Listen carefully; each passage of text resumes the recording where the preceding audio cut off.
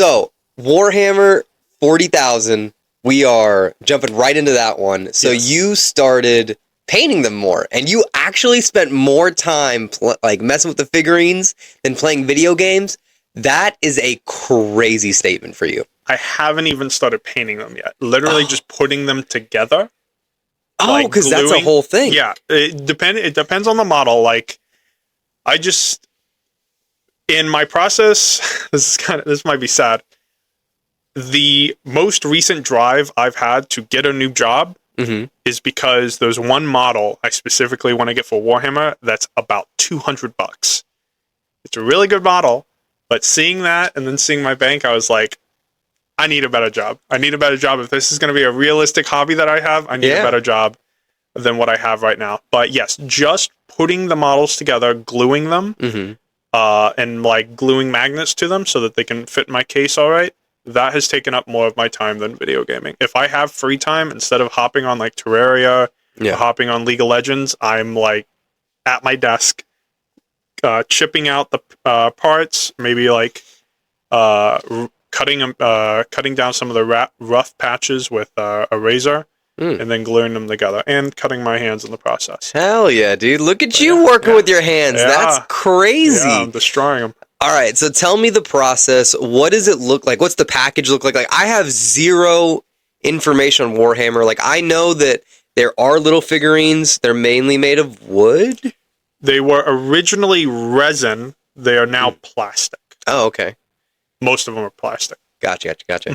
But yeah, so like I know that, and then people can paint them. I didn't realize that there was another process, like actually just putting them together. So walk me through that. What does it look like, the container, and then how much steps until you actually start playing the game? So when you buy them outright, they come, first off, there's like 20 different types of armies you can get that all have their own models to like aesthetically fit the army. Like, you got Space Marines, Custodes, Tyranids. I personally went with Necrons. Oh, really? Nice. Yeah, I like the aesthetic of Necrons a lot, so I chose them. But the way the process starts is first you find the army you want, then you have to buy a codex, which is, I'm pretty sure, universally $60. It is essentially a rule book that tells you all the core rules of playing Warhammer tabletop, but also includes all the additional rules, such as stratagems, which are like abilities you can use in game, and it gives you all the information on each unit that is in your army. So after you buy the codex, you can redeem a code onto the app so that you have it digitally, which I highly recommend doing because it's just a lot more convenient. But after you do that, then it goes to buying your models. So generally, it can be different based on what type of model you're going for. Tyler, for my birthday, he got me he bought several boxes of models for me. And my initial ones, he mainly put together because I was struggling. First time I was working with these minis, so I'm struggling to put them together, and he's got a lot of experience. I'm now doing it all by myself, but when we initially got them, we did that. So you get like normal, like think like any like Toys R Us like Lego box. Okay. It's like a rectangular box. It'll mention all the minis on like the cover and essentially tell you all the models that you are buying with this box. Usually pretty expensive. I don't think I've seen a single unit cheaper than $40. And generally those ones are character models, which is a single figurine that stands above like normal like battle line units, normal like just shoot 'em guys. Okay. They usually have special abilities and they can lead other units and do other like they have special properties. But outside of then buying it, when you open up the box, you'll get the instruction manual, and then you will get like flat about 6-inch long, 5-inch tall, like plastic sheets of a bunch of different pieces that have been like, they all have supports that kind of lock them into the overall sheet, and you have to clip them out, razor off any of the rough edges depending on how well you clip them out of their supports, Then you have to follow the instruction manual to glue them together, and you go in those steps. For Necrons specifically, a lot of the boxes that I've gotten so far give you choices. So another like army, like Tyranids, which are like the bugs, usually when you buy a box, the model you're buying is the model you're getting. Some of them have some like level of choice you can make on like what weapon you give them, or if there are a couple models that are the exact same but like branch, then you could technically like make a like noticeable change to them based on the box. There are some models where it's like, yeah, you just buy it. That is the model you're getting. There is no alterations to be made. This is what they give. A lot of the Necron models, when I've bought them, will give you the choice of one set of units or a completely different set of units that just share a couple pieces like their legs. Sometimes it's their legs and their spines. Sometimes it's their legs and their arms. That'll often end up with me having extra parts, which is good if I choose to make those other models at a later point. But yeah, after you clip them, shave them down, glue them together, you put them on a base. Optionally, you put magnets on them so that you could put them on like a magnetic tray so you can carry them around with like minimal stress. That is how you make the army. And then post that, you would add little terrain. There's like, there's a shop actually like really close by that I've went to. I think the last 2 weeks I went to them like 5 times. The one by Walmart. Fantasy yeah, games. yeah. I went there. Yeah, they have a section in the store for Warhammer. Mm-hmm. They also have a section for painting right next to it, as well as terrain. So it's like you can get these little like, I believe they're plastic, but these little like I don't know, like pieces of terrain that look like grass or rocks, and you could put them. They're intended, I believe, to be put on like the bases of your models, so you can add like, you know, some flair to the model itself, and then they give you a lot of painting kits so that you can do several different styles of painting on your models. I haven't started that process yet because that is a whole nother time commitment that I intend to get to eventually. The longer I wait, the longer it's going to take. But yes, and then there's playing the game, which the last time Tyler and I played, which was on Wednesday, we started around 6:15, and we ended a little early. It only goes 5 rounds. We kind of skipped a lot of actions in the 5th turn to just try and speed run certain units fighting to see who would win. We ended up having to end early at around midnight. We played almost 6 hours, a little over 6 hours, and we didn't necessarily finish, partially because I am new. I was taking long, and I don't know the tips and tricks to go faster when it comes to those types of things. And also because in that game specifically, he was playing Tyranids, and I was playing Necrons. The Necrons that I run are kind of hard to kill. He was playing an army that isn't super good at killing, to be clear, and I was playing an army that's annoying to kill.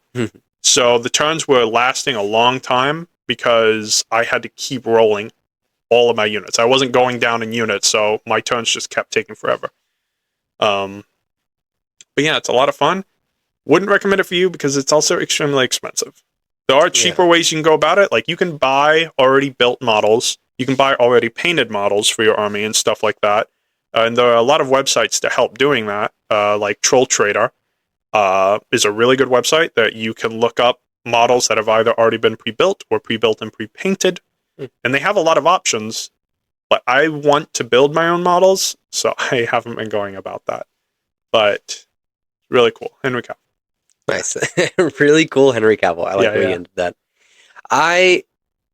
It seems interesting. Like, it's a board game, but it goes over like military tactics, and there are certain like rules of war within the game itself. You know, like there's like how our universe has certain laws of physics. Those same rules apply into this different like scenario world. And it seems really interesting using different tactics to kind of try to beat an army. Yeah. It Sounds like fun. Like, it sounds like something's interesting. I see why it takes so long. You said 5 rounds, so I didn't think it was going to be that long. And then you said it was like 6 hours and you didn't even finish. So on a normal route, is it typically like an 8-hour game? Like a full session? Between people who have already played a decent amount and like they know how to do certain things quickly, it would probably be maybe a 4 to 6 hour, somewhere in that range. Okay. Granted, it's split. Warhammer is generally split into 3 like sizes of battle. There's Incursion, which is 1,000. There's, I'm forgetting the second one, but it's 2,000 points. And then there's Onslaught, which is 3,000. 2,000 points is the standard, like normal fight size. The points, the way it's built up is units are, each unit in Warhammer across all the armies has a set point amount. When you add them to your army, it takes up that many points, and you have to make sure you're under 2,000 points.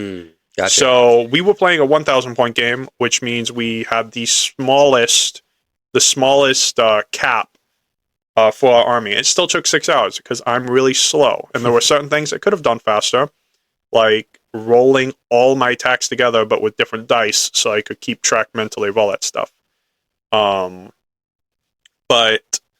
along with that, yeah, it's 5 turns, but each turn is myself and the opponent, and for each of us, we have to go through our full turn, which is a command phase, which is like you can use some of your stratagems to activate some army like effects, whether it's like one of your models or whether your army just has an effect in general that a stratagem they can use. Then it's to movement, where you can pull in any units that you have off board, but you also have to move each individual unit. Then it goes to shooting, where you can choose each of them to shoot. Then it goes to charge, where you then you can choose which of your units you want to run into combat and get into melee range with other units. And then there's fight, which is where you would resolve all your units that charged would fight, and then for however many units you didn't kill in that, they would get a retaliatory fight turn in that. So you have to go through like 5 phases, all of them where you could use your own stratagems, and the opponent could have a couple stratagems themselves that would allow them to attack or shoot or do whatever. You go through all that, moving all your units, and then it's the other person's turn. And then they got to go through all of that, and that's 1 turn. That is Gotcha. 1 turn down. So it should get faster as you go on, because you should probably be losing units. Yeah. And the match that Tyler and I had is probably going to be our longest we ever have, because again, I was playing Necrons with specific units that are kind of annoying to kill. Necrons in themselves are already annoying to kill, because at the beginning of every one of my turns, I can just heal all of them up. And while it's not the best heal, and it's not the best way of healing across all the armies, it is a very consistent one, and it is really annoying. And he was playing an army that, again, the army style he was using was intended to just distract me, bog me down, so that he could win by controlling objectives for a longer period of time than me.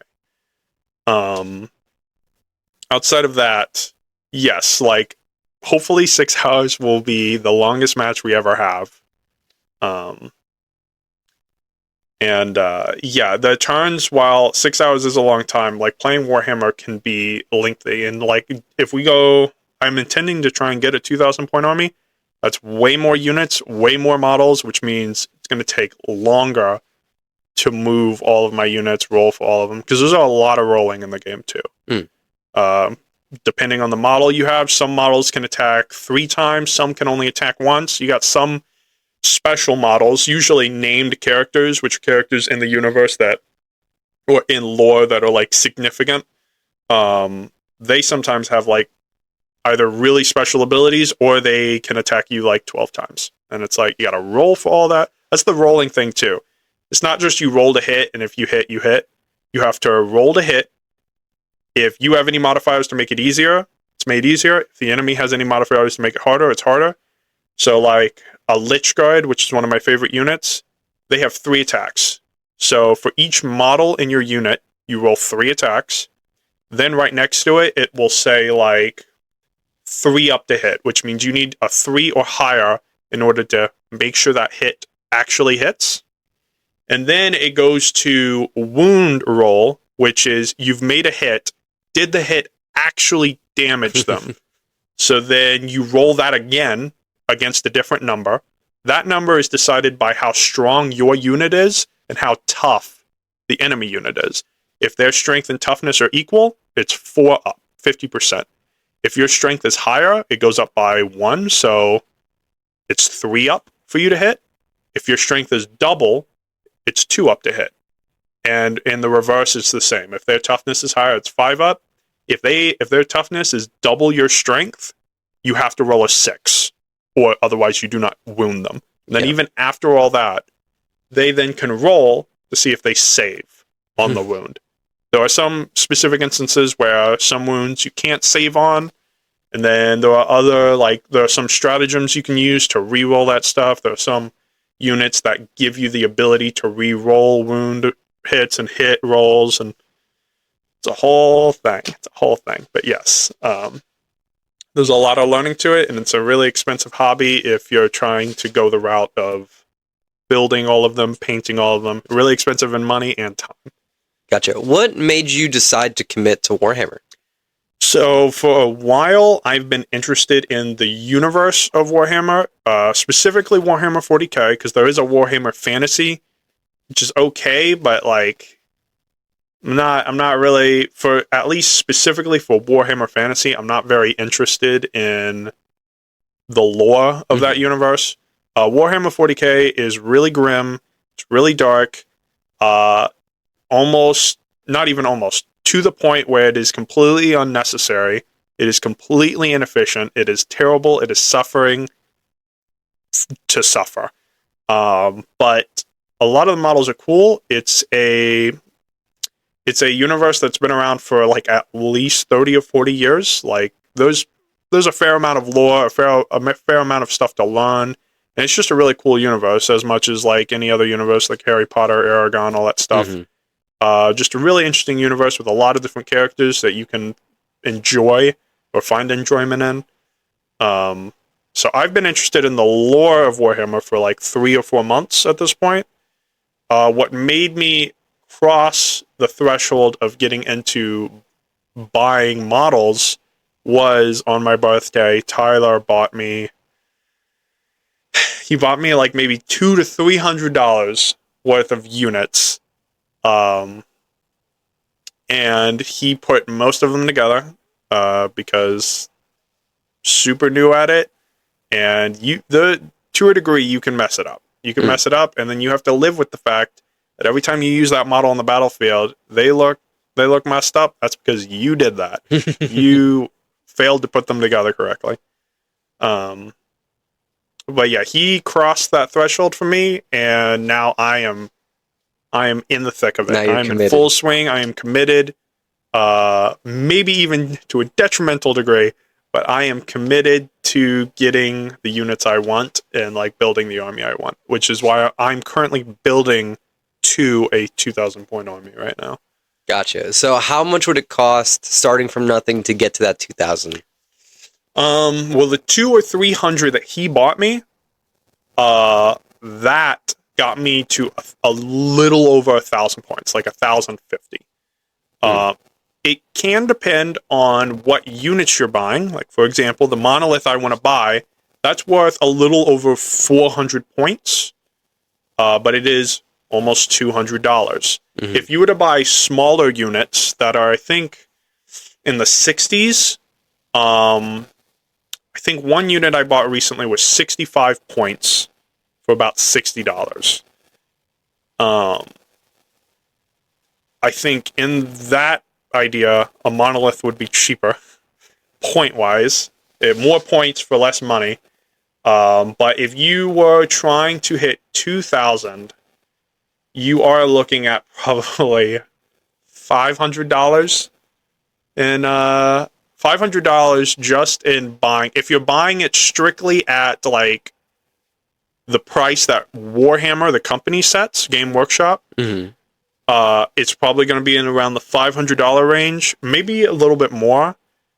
You can, if you go the way of buying pre-built, or like Fantasy, for example, has a section in their store where people gave back certain models, already built or already painted models. If you were to buy them at a discounted price, it would be cheaper. But if you're buying like factory new from Games Workshop, I would say $500 to $700 is probably what you're looking at for a 2,000 point army. It's a little expensive.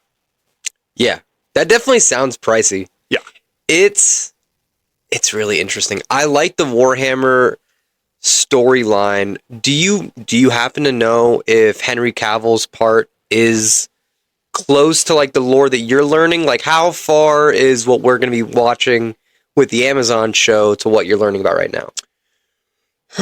Well, because I'm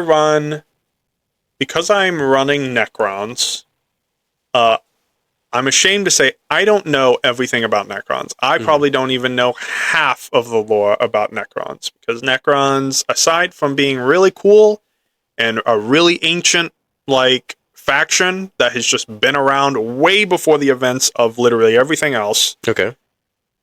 They, from what I understand, don't have that much lore written about them.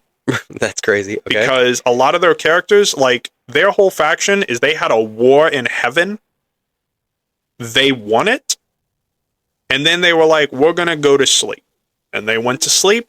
But the problem is their plan for waking up was that they were all going to essentially sync their alarm clocks together and wake up all at the same time.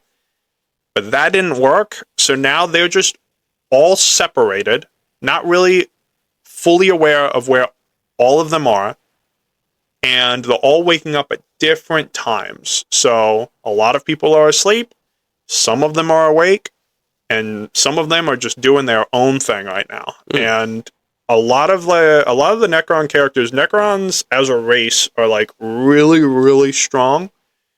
And the only reason I think they don't dominate every other faction in the universe is because so few of them are awake. Is there a good versus bad in this, or is it more of just like there's different nations and so they want, you know what I'm saying, like everyone wants themselves to win kind of thing? In Warhammer, it's not good versus bad. It's generally bad versus much worse. Like another faction that I kind of like, the Salamanders, which are the green Space Marines, green Astartes that hail from Vulcan. They are probably, I'm going to say, top 3 of the goodest guys you're going to get. They oftentimes in lore, at one point, their entire line almost died because they care about civilians so much that they were willing to give their lives often for them. Where any other type of Space Marine, not all of them, there are, I think, 1 or 2 other chapters that care about civilians to a degree, but most other chapters would just be like, you're dead. At best, we'll leave you to die. At worst, we'll probably kill you just to get you out of the way. Or we'll kill you to remove any risk of anything bad happening from you staying alive.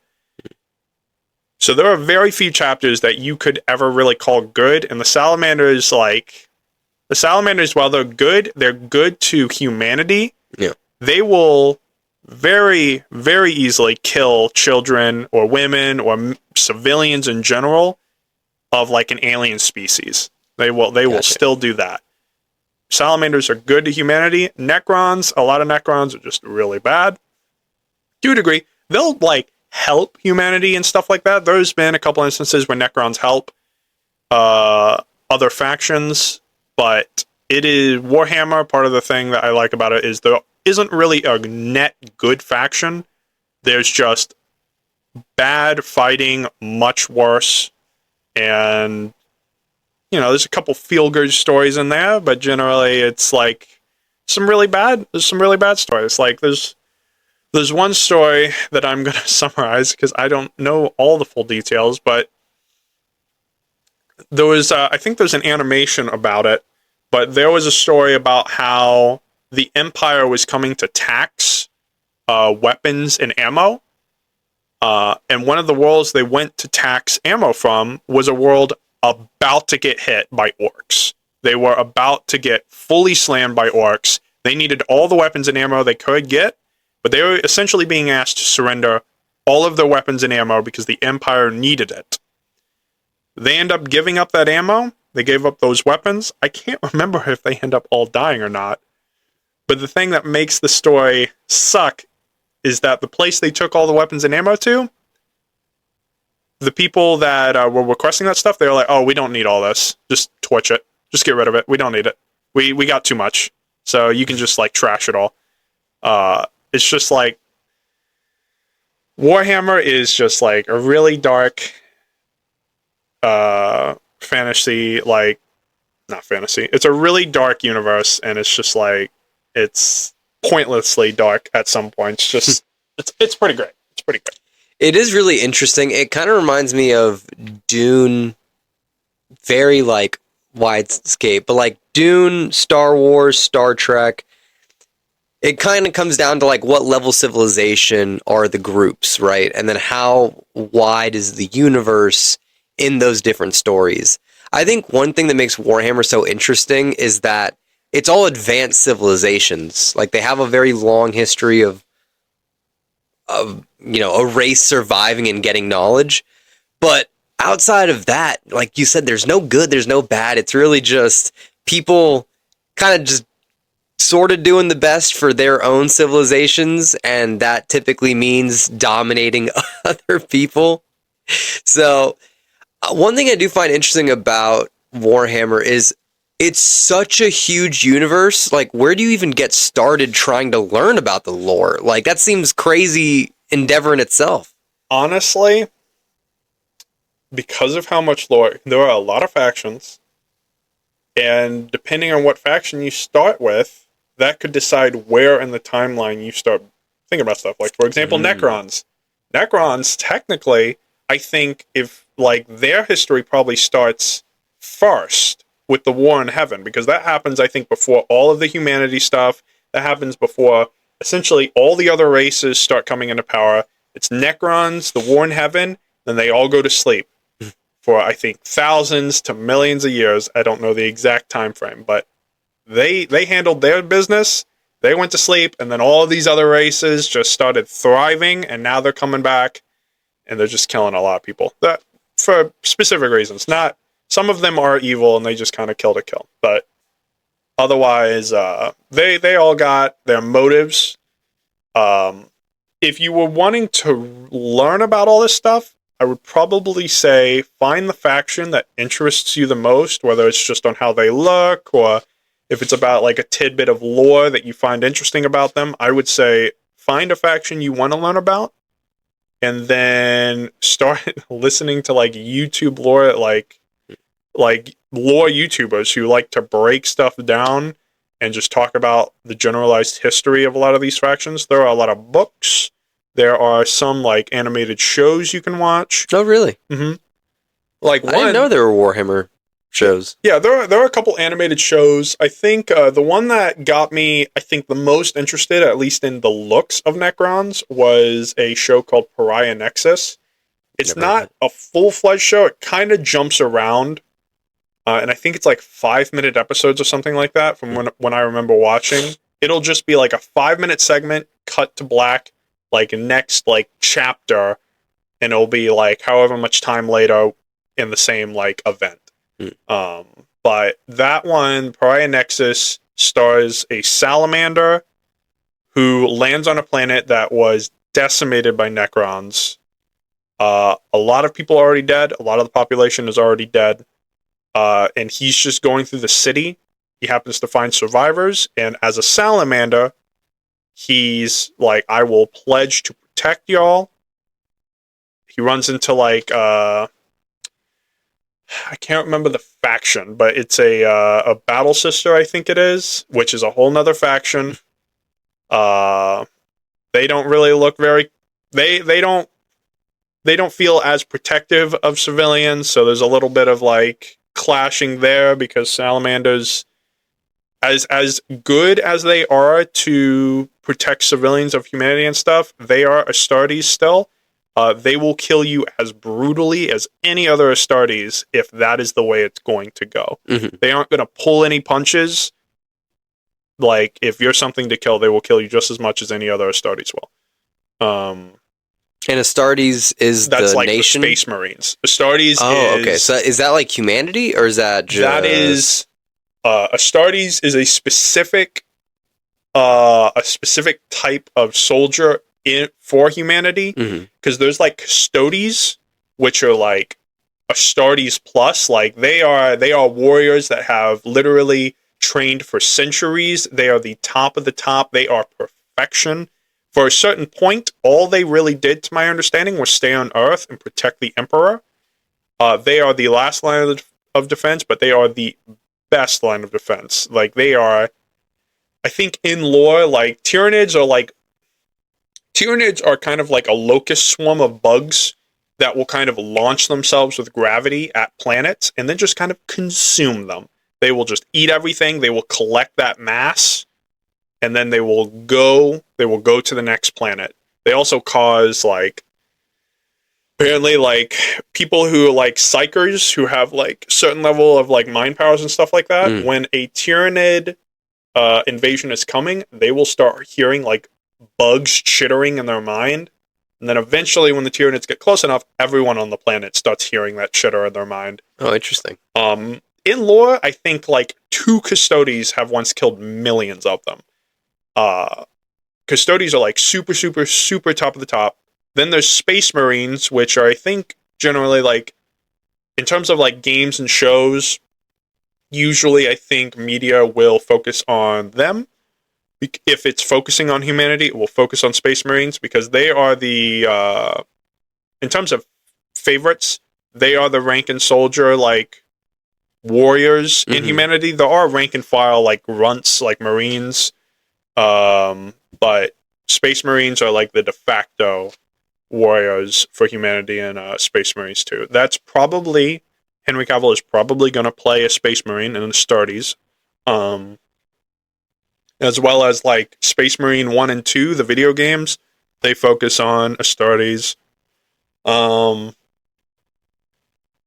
Yeah, generally, like, Space Marines take up, when it comes to humanity, Space Marines take up a big part of the lore, to my understanding, because they are generally considered the best. If you remove Custodes, and then you remove Primarchs, which are essentially the genetic fathers of the Space Marine chapters, because they all, like, each Space Marine chapter, like Salamanders, Blood Angels, Black Templars, all of them essentially have a father who they are genetically descended from. They clones, or no? They are individual people that were injected with the gene seed of their Primarch, their father. And they essentially they were all injected with this gene seed, which allows them, among a lot of other things, allows them to be Space Marines. Anyone who listens to this and knows more Warhammer probably hates me right now, because I'm summarizing a lot.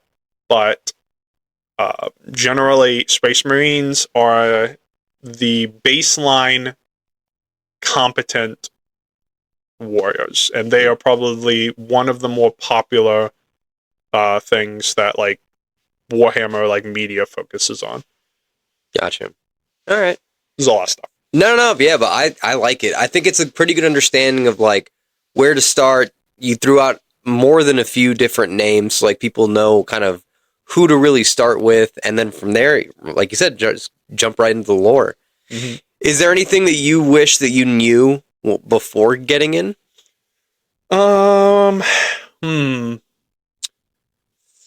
I'd wish, in terms of playing Warhammer, I wish I'd had a better understanding of how it played. so that I would have probably prioritized buying specific units first. In terms of just like learning the lore, I probably would have preferred to have read several books. I've been recommended books by like Tyler, but I'm just not in a part of my life right now where I'm spending a lot of time reading or even listening to audiobooks. I'm not spending a lot of my time doing that. I probably should if I'm going to be spending like hours of my night putting models together. It probably wouldn't be a bad idea to listen to an audiobook. But yeah, in terms of what I wish I knew going in, how units worked. Generally, I wish I knew a little bit about certain parts of the lore, because there's a lot of stuff to learn. Depending on your faction, there's a lot of stuff to learn. Like, there's a new faction named Tau, which if I had to compare them to something, they're probably closest to like Gundams. Oh. Michael's really interested in the aesthetic of that faction. But I don't know. Like, in terms outside of those two things, I don't know if I could have better prepared myself in any other way. There's just so much lore. It's just pick a faction. It's you just jump right in. Does this faction either do the looks appeal to you, or does their general ideology or whatever little bit of lore you were first exposed to, does that really appeal to you that you're gonna look into it more? Yes. Then like just start with that faction, and then just let the other lore kind of bleed into it. You'll be going through the Necrons, and then you'll learn about the Horus Heresy, and it's like, oh, it's this really big event involving the Empire and a bunch of the chapters of Space Marines kind of all turning on each other. Like half the Primarchs of the Empire turning on the other rest. There's so much lore, so just pick a faction, learn the lore of that faction. And then if you learn some things about other factions, maybe bleed into that. I like it. Does Warhammer have anything electronic? Is it all just like, is it all board game, or do they have like electronic versions of it? So before I started playing, before I did my first, I've only done 2 Warhammer matches, tabletop matches. Before I did those, I wished that there was an electronic version of it. But after having seen how long or how much is involved with it, I'm kind of glad there isn't, because, like, to pull an example from Baldur's Gate 3, depending on what class you go, you will be given options in your gameplay where it will ask you, do you want to do this? During, like, if you, as a mage, learn Counterspell, if you leave the option as is, every single time an enemy casts a spell, the game is going to pause and ask you, do you want to cast Counterspell? Now, imagine that happening, but imagine it happening like 20 times during your turn, because the game is going to, every single time you could use something, I imagine the game would be telling you, do you want to use this? And the game would be pausing every time, and probably pausing whoever's actually playing to do that. I like an electronic version of the tabletop. They would have to either make it so that you would need to know, and you would have to be on it and make sure you're not missing your moment, or the game would have to physically stop you every single time there was an opportunity for you to do something, which would be often. Yeah, that sounds really obnoxious. Yeah, it would be very often. They do have other video games that take place in the universe, but in terms of like a video game that plays like the tabletop, there is not, to my knowledge. And honestly, like, it would be kind of rough. It'd be kind of rough if there was. I gotcha. So you have experience playing multiple tabletop games. Do you have a favorite yet? Or, because I mean, I know that most of it is Dungeons and Dragons. That's like the most of your experience. But you've been enjoying Cyberpunk Red. You now have gotten to Warhammer a few rounds. So, do you have a favorite yet? If I had to list them from most favorite to least favorite, it would probably be 5e D&D. So, not the current version. A new version of D&D came out, which is essentially D&D 1 or D&D 5.5. D&D 5e, it's really simple for the player. more work for the DM, which is fine because I'm not a DM. Shout out to DMs out there. Wow. But after that, it would probably be Warhammer, because even though it takes a really long time to get through a match for me right now, and hopefully, while I'm perfectly fine with it taking 6 hours, yeah, but I also understand it takes 6 hours, and that's a lot of time. That is probably my second favorite, because it just, you can have like these meta battles. It's a test of who comes out on top. There's a lot of variation outside of like the units you choose to use. There are a lot of cards that you can draw that like have the primary mission objective. You can get secondary mission objectives, which allow you to do different things, have different focuses in the game. There's like variation on what to do. Generally, it is just a control the objective game mode. But depending on what primary missions you get, secondary missions, that could change it up. There's a lot of variety you could get. Cyberpunk Red, while I do enjoy it, would probably have to come in third, mainly because while I did say I don't like Warhammer Fantasy, I do really enjoy fantasy genre, and like 5e D&D, I enjoy the fantasy of like warriors and clerics and wizards and all that stuff more than I enjoy super futuristic setting like Cyberpunk. Warhammer is super futuristic, but it doesn't even feel futuristic. It, like, especially when you have something like Necrons in there, when you see humanity essentially bumbling around with sticks, compared to what like Necrons have, it doesn't feel super futuristic. It feels down to earth. It feels very gritty. It feels like you're looking at like an everyday thing when you're looking at Warhammer lore. So Cyberpunk Red would probably have to come in third, even though it plays a lot like Dungeons and Dragons. Just based on the setting, probably comes in third. It does play different than Dungeons and Dragons to a degree, like different skills and different things you can do, like gameplay wise. But yeah, I don't know. Like classic wizard, I'm a wizard player at heart, and like playing a wizard in D&D is probably more fun than playing any individual like job description in Cyberpunk. Gotcha. Wizards can only cast a certain number of spells Per day, yes. How does that work? Like, is it mana in a day? It's spell slots. Okay. So depending on how powerful you are, how high your level is, you will generally have a set number of spell slots per day. Wizards do have a class ability that allows them to learn a certain number of spell slots back once a day. It depends on the level. I think it's your intelligence modifier plus your level, and that will give you like a certain number of spell slots. It generally equals out to, you can get, when you use it, you can get back one of your highest level spell slot, or you can get back 2 of your next highest, or 3 of the next highest after that. It's generally the way it ends up working out. But yes, like wizards, clerics, paladins, like those classes, sorcerers as well.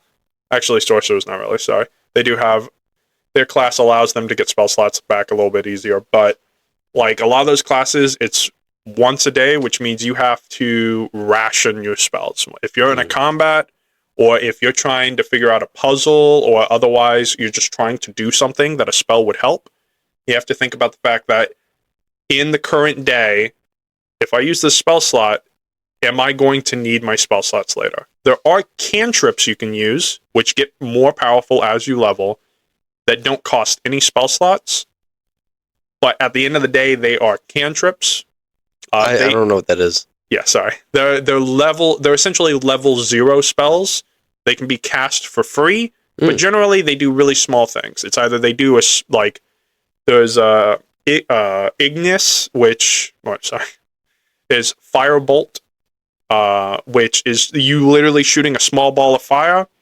At like level 1 to 4, it just does 1d10 damage. It just does a little bit of damage. and then you can't use any spells after that. You could use a bonus action spell, but there's very few bonus action spells wizards can use. So generally, if you use a cantrip, you are not using a spell for that turn. And cantrips, ideally you want to use spells, because spells are more powerful.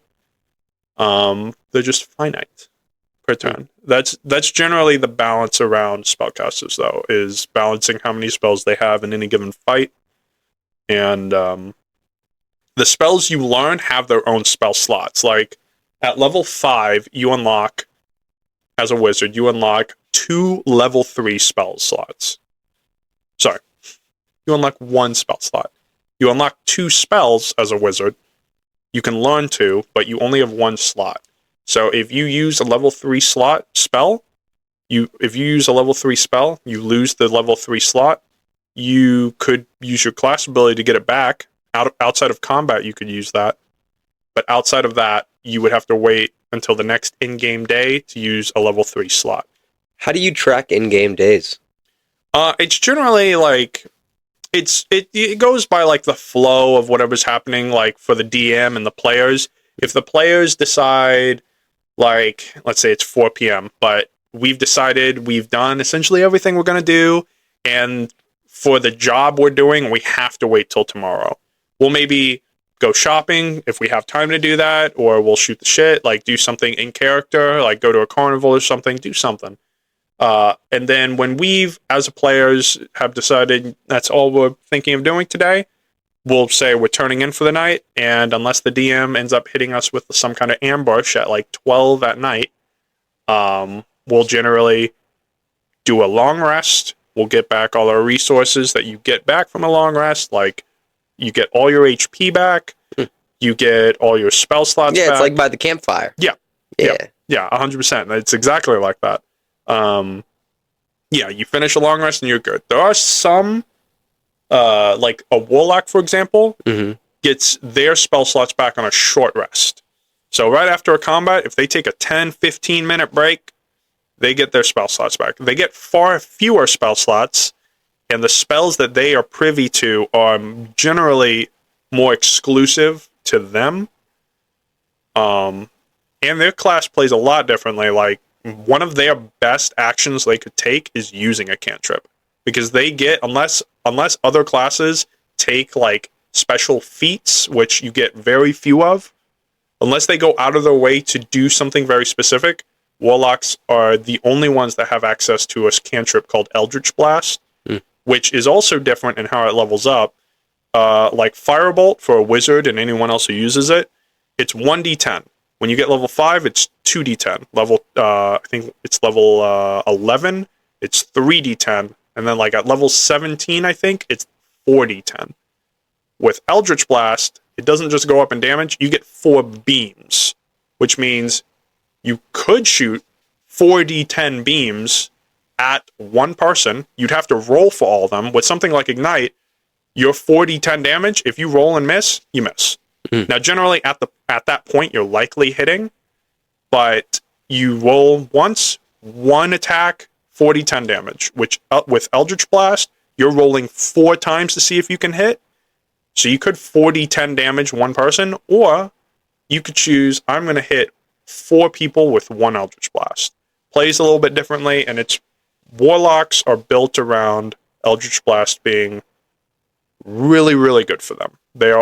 Other people can get it through a very few options, but generally that's like a different spellcaster class that can kind of be played melee that has a really, really good cantrip almost exclusively built for them. Gotcha. Yeah.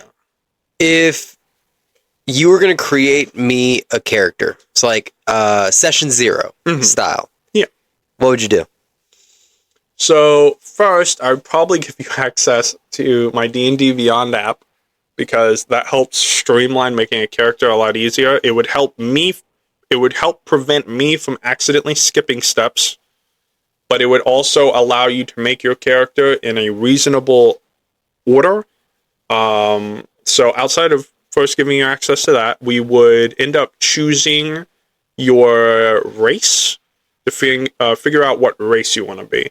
Outside of purely aesthetic, which is generally how I choose my races, I can't bring myself to play a race that I would consider ugly.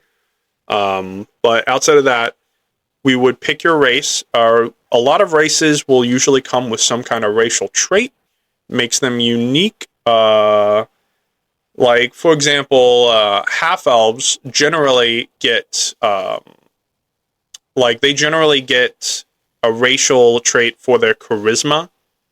Even if you're not playing a race, a class that benefits from charisma, half-elves generally get charisma. Humans, for example, they do not have dark vision. So the moment you step in somewhere that has no light, you're not seeing shit. And if your DM, some DMs won't, and that's fine. But if your DM is like maybe paying attention to the rules as written, the moment you step somewhere that no one is making an effort to light up, you are going to be rolling with disadvantage. And every single time you roll to attack, there's a decent chance you just completely miss because you can't see shit. Most races have dark vision, though. It's really like maybe 3 races at most that do not have dark vision. One of those is human. Outside or past the point that you choose your race, you would also choose your name. If you want to choose your name at that point, you can also wait, though. You would choose your class. There are maybe 13 or 14 classes. In Baldur's Gate, I think there's 12. But Baldur's Gate doesn't have all the classes. There's Barbarian, which is Unga Bunga, the race. I think Dorian, if you were to make a character, would be a Barbarian. There's Fighter, which is generally just swing your sword really, really good. There's Cleric, which is what you imagine as a priest. They can be just healing, but they could also be like a war priest. Like priests have, I think, the highest amount of subclasses to choose how you want to play them. So they have a lot of variety there. Then there are rogues. So you can be the stereotypical like thief or just like assassin. You can play that trope out if you want. There's Ranger. Again, you can play as Aragorn from Lord of the Rings. You can literally be him. Or you can be as Legolas. You can play, they are both Rangers. You could choose to play as the Legolas play style, or you could be Aragorn running around with a sword that also has a bow. Doesn't really use it. Outside of that, there is Wizard, my favorite. Then there's Sorcerer, which is kind of like Wizard. The class abilities are very different, but their spell lists in terms of what they can learn and use are mostly the same. They are generally considered a more damage-focused spellcaster, whereas Wizard is more utility. They get a lot more spells that don't specifically damage, but allow you to crowd control or blind enemies or do a bunch of indirect things to help. Outside of those ones, there's also Druid. I've never played one in Baldur's Gate, and I never really intend to ever make one because they're very nature-y. They can shapeshift into animals to be like tanks, or they could stay in their normal form as spellcasters, but generally Druids are pretty versatile in that way. What else? There's Artificer, which isn't in Baldur's Gate, but they are essentially spellcasters that get spells back on long rest. But they're also essentially, I think, they're half-casters, which means a wizard by level 5 will have their 3rd spell slot. A wizard by level 7 will have their 4th spell slot, and by level 9 they'll have their 5th. Artificers will get their 3rd spell slot at 9. Oh. Yeah, they get their stuff much slower. They're not the only ones that do that. There are a couple subclasses of rogue that you can go. Those are third casters. So they won't get their like 2nd level spells till level 9. But they're also not intended to be played as pure spellcasters. You can still play them as a rogue, but you have some magic options. But outside of that, Artificer is essentially a magical smith. You can play them several different ways. You could invent magical items for you or your party. You could also play them around. I think one of them you can literally make like a turret, like a little turret that you can have on your shoulder or have in a special spot. That's cool.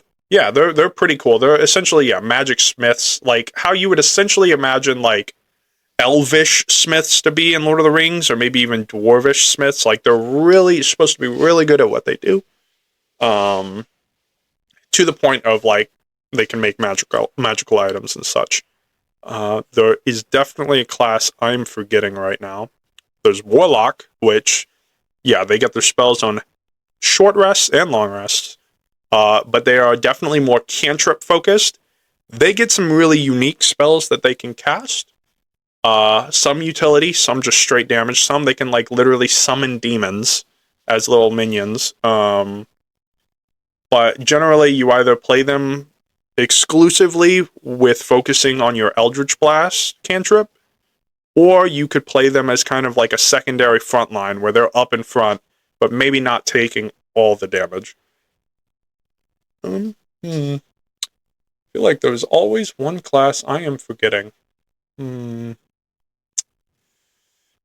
I'm sure I'll be reminded of it later and hate myself. But yes, those are a lot of the classes. So once we get your class figured out, we would figure out what spells you're going to take. If you choose a spellcaster, we would figure out what starting spells you're going to take. We would figure out your stats. Because generally, if you're playing spellcasters have different stats that their spells focus on. Yeah. A wizard is intelligence. Them and rogues are the only ones, maybe artificers as well. Those three are the only ones that use intelligence as their spellcasting focus. If you have a low intelligence, you're going to be much less likely to actually hit shit with your spells. And you're also, the number of spells you can have ready at any given time is going to be lower. Because the number of spells, for example, like a wizard could have prepared at any given time is their level and their spellcasting modifier, which is at base, it's 10 points.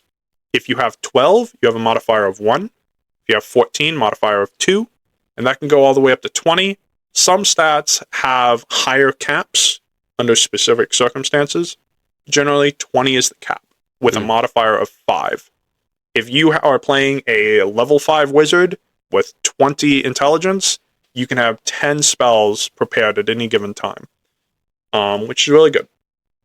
But we would be choosing your stat block for that. If you're playing a cleric, clerics and druids have wisdom as their spellcasting slot, ideally, you probably want that to be your highest stat, and then depending on the class, we'd go down from there. For example, with wizard, outside of intelligence, the next thing you'd probably want is a high dex or a high constitution. Constitution, because if you end up getting hit when you're concentrating on a spell, you have to make a concentration roll. If you have a higher constitution, then that means you're more likely to succeed on your concentration check, which means you're more likely to have your spell continue. If someone hits you and you fail your check, your spell's gone. So we would be deciding your stats. After that, we would probably choose your name at that late of a point, and we'd probably choose your background. Session 0, generally, we're trying to establish first what character you're running. So, like your class, race, stats. Then we're also trying to choose, depending on how serious your DM is about it, you could be playing a very whimsical session, where you just don't really care about like the reasons your group came together as they did. But in my experience, we would choose your background to try and figure out why you are in the situation you are in right now, and maybe go as far as why you are currently with these band of misfits that you're currently with. That's usually how it is, right? A band of misfits. Yes, it's usually the stereotypical, it's a bunch of people who don't fit in. They've come together for some purpose. The Dungeons and Dragons movie was really good. I'm tempted to go back home and rewatch it. But tell me about the Dungeons and Dragons movie. I watched it with Becca. I don't remember watching it at all. It is if you like D&D, and more specifically, if you've played D&D, if you are familiar with how D&D is played and how some of the other classes play, you will really like the movie's attention to detail. Like, for example, losing concentration. There is a moment in the movie where Simon, the I think sorcerer, he casts an illusion to make Chris Pine's character is all but certainly a bard, but they never have him actually cast magic. Yeah. But he essentially, every other aspect about his character, you're like, this is a bard. He's the planner of the group, but it's not necessarily a bard like staple, but he has a lute, and he doesn't really do anything outside of playing music and being inspirational, which is another thing bards do. But Simon at one point casts an illusion to distract the guards, and he gets his foot stuck. And he starts losing concentration. And people, I think Michelle Rodriguez at one point, her character's like, you need to focus. His spell gets disrupted because he loses concentration. Not exactly the rules of the game, but there are a lot of details in there like that, where him losing concentration, the illusion starts getting really messed up really quickly, starts looking really weird. If you were to play like a couple sessions of D&D, learn like how some of the classes work and such, and then rewatch the movie, you would like it more for their attention to detail. Gotcha. On top of just kind of having a very fun movie, but trope-filled movie on like how a lot of these situations go, or how a lot of the characters act, like Zink Yendar, who's a stereotypical good, righteous paladin, at one point being able to smell that there were assassins nearby, because paladins have a divine sense where good aligned people, it's a pleasant sound. Bad aligned people, it's usually a foul smell. So, like, little details like that all sprinkled in into what's otherwise just a fun fantasy movie. It's really good. It's really good. You would get more enjoyment from it, though, if you were familiar more with D&D. Gotcha. Good to know. Is there anything that's like taking up your time, like your free time right now, that maybe we haven't talked about, you want to bring up? Right now, I mean, I am playing Terraria right now, but so what is been a while. What is that one? Terraria, it's been out since maybe 2011. Oh, okay. When it came out a couple years. I've never heard this game before. It came out a couple years after Minecraft, if I remember correctly, and it was usually called, by people who don't play it, it was usually called just 2D Minecraft. Because it is a side scroller game where you can mine, you can fight bosses, you can build houses, interact with NPCs. It's a 2D game that's essentially like Minecraft, except in certain circumstances, like fighting bosses. It's way better than Minecraft. And like 15 years of Minecraft being out, we got maybe 4 bosses in the game. That's super cool. But a lot like Minecraft, there's a lot of personality you can put into the game when it comes to building like houses or otherwise building structures. It's just like a pretty fun game. This is maybe like the 10th time I'm playing it in these last like 8 years. But yeah, it's I don't know if there's much to say on it, just because it's been out for so long and I've just played it so much that I just don't know what to talk about with it. It's pretty fun though. What is the world? Like, what's the lore? Like, what's the universe? What's the setting? Like, I don't... There isn't... Or is it like Minecraft where, like, there is not a lot of information? It's kind of just like, it's a world, it exists. It's a world, it exists. You show up. There isn't really, like, a goal, just like Minecraft. There isn't really, like, a goal of, like, you need to do this. Mechanically, in terms of to beat the game, there is a goal, which is... so you can win. you can win in the sense that you can kill the strongest boss. Okay. But the game isn't going to hit you with like a credit scene, or it isn't going to be like huzzah or anything like that. You'll kill the boss. You'll get some of the strongest items in the game, and then you can continue to play, or you can be like, I have beat everything there is to beat in the game. I am done. It's not really like doesn't really have any set goals. You could go in and you could just build shit. And like you could kill a couple bosses for the sole purpose of being able to unlock new things to build. But at the end of the day, like it's just like a fun 2D game to kill bosses and build stuff. Yeah. I don't know. Outside of Terraria and Warhammer, let me ask. You probably haven't, but have you seen the new Captain America movie? No. What are your thoughts on it? I thought it was okay. Don't want to. It is a relatively recent movie, so I won't talk too much on it. But nah, bro. Spoiler alert. I don't care. Alert, you're not gonna hurt my feelings. Okay. Okay. Yeah, I thought it was maybe a 6 out of 10 movie. Okay. It has a couple problems. One of which being pacing. They, in the movie, did you watch the Incredible Hulk movies that came out in like the 2000s? Yes. Did you watch the second one, the one that had the Abomination in it? Yes. Okay. They bring back a character from that movie. Mm-hmm. Specifically, don't remember his name, even though I watched the newest one. It's the guy who helps create like the Abomination. Okay. He was trying to help cure Bruce Banner's the one at the very end. One at the very end where he gets hit in the head and blood drops onto his brain. Yep. He's back. Oh, cool. It's been a while. Yeah, it's been a while. Problem with Captain America, though, this new movie, is once it's revealed that he's in the background, like, planning out all this stuff, the movie does very little to give you suspense. Like, once you start learning that, oh, he's doing all this stuff just keeps happening. You don't really have a chance to be like, oh, what's being planned? What's the, like, grand scheme that's happening? Like, Sam Wilson just either figures it out or stuff just keeps happening where you don't really have time to figure it out yourself. It's just very large breadcrumbs to a very obvious conclusion.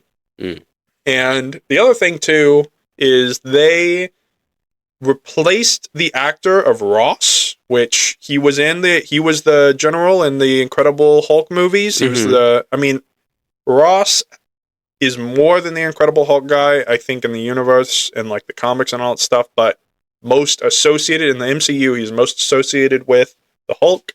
In Captain America Civil War, he was in there as like the guy who was pushing the Soviet Accords. Soviet Accords, not Soviet. Sokovian. I can't think.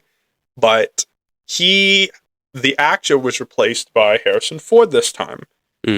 Which feels a little weird because Harrison Ford does not act the same way that Ross has been acted by the other actor. And isn't he the president in this?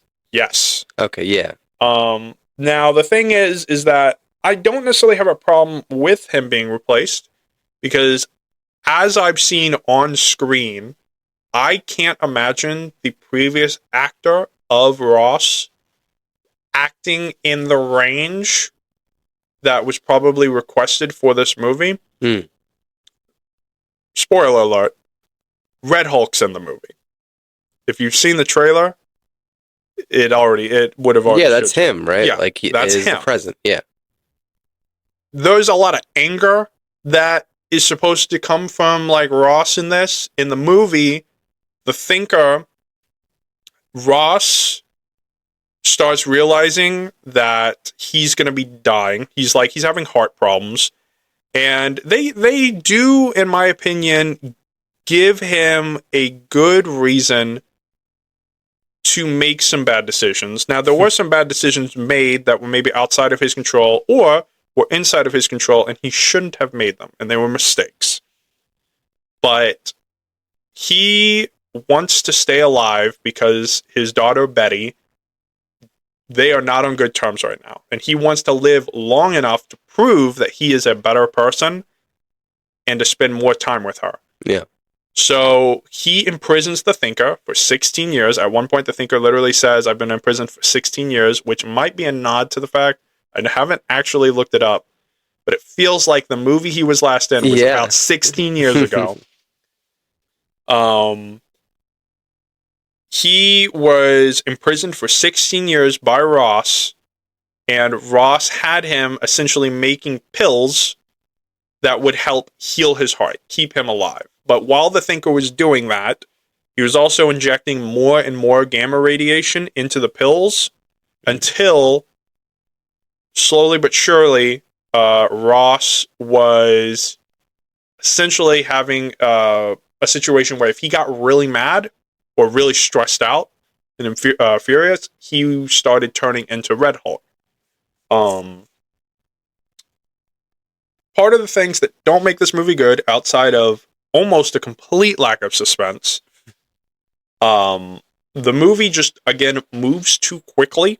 Things are always happening. There isn't really any downtime. Like, if I had to think of, like the second Avengers movie, Age of Ultron, at one point, after Tony and Bruce spent, 3 days trying to create Ultron, they then have a party where all the characters are just leisurely engaging with each other. The plot isn't aggressively moving forward at all or anything.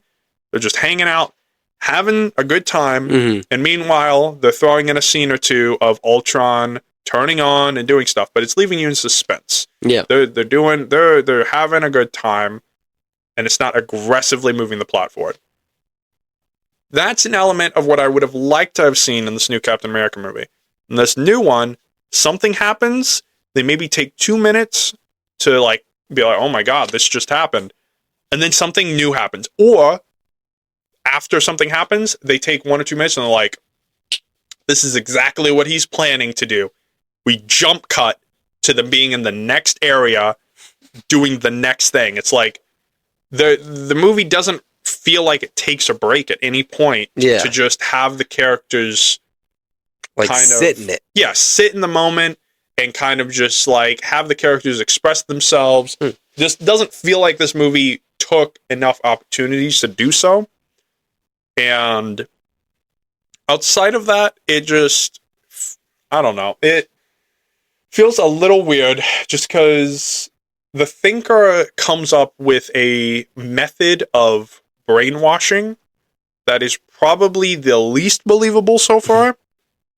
Because they don't really explain any of it. When the movie first happens, he brainwashes people by essentially flashing something on their screen for 2 seconds. And then they get brainwashed and they end up doing what he wants. And then it's explained later that he had all their genetic information from various situations. But he had all their genetic information, so he found out their genetic signatures to figure out how to brainwash them with the method he was using. And it's I don't know what that means, sir. And I mean, I'm an idiot, so that's fine. I don't have to understand what it means, but it also is just this is a very specific scenario that you're bringing up right now that could have been devastating in a lot of other situations. And it's the Thinker, his whole motivation in this movie is to just get back at Ross. Ross imprisoned him for 16 years, so he just wants to ruin Ross's life. It feels very, very personal. Yeah. Almost satirical, just he's not a villain. The Thinker's not a villain. He's just mad at one dude. He's mad at one dude. He kills a lot of people, so maybe he's a little problematic. But he's just yeah, I want to get back at Ross. And the inciting incident where we get the Red Hulk, it's him playing back, it's the Thinker, after turning himself in, playing a recording of when he talked to Harrison Ford's character earlier in the movie. And him just being yeah, I'm going to make you look bad, so Betty doesn't want to talk to you anymore. And this was happening during like a press conference on the White House lawn. So they're trying to get him out of there, and he's like, "No, I gotta explain myself," which is when he ends up turning into the Hulk because he's trying to fight back against his own like secret service. Mm. But I've watched the movie and I still don't understand. The Thinker turns himself in because he thinks that in order for this to work, he needs to turn himself in because his big brain just turned him into a mathematician. He's like, I can run all the probabilities. You have an 80% chance of dying if you go, it wasn't even 80. I think it was a 90% chance you die if you go fight the Red Hulk. He goes and fights him. He doesn't die. Red Hulk doesn't die. Huzzah. The few times where he flexes his big brain and throws out a probability, it's wrong, which kind of throws into question for me how smart he actually is. Yeah. Because it's like only like 2 times where he mentions the probability of something succeeding or failing, and both times he does, it doesn't end up happening. Which I think was the writer's attempt to push that Sam Wilson is an unknown variable that he's above the cut. The Thinker trying to place everybody in a box and how the situation is going to unfold. Sam Wilson's like, he's going against the odds and he's succeeding. But at the same time, it just makes me think the Thinker's stupid. Because so it doesn't make you think that the hero is great, but that the villain sucks at being the villain. Yes, because while I think Sam Wilson was like good in this movie, I don't think he does anything where it's like, man, this is really out of the box for him. He follows the same principles he's always followed.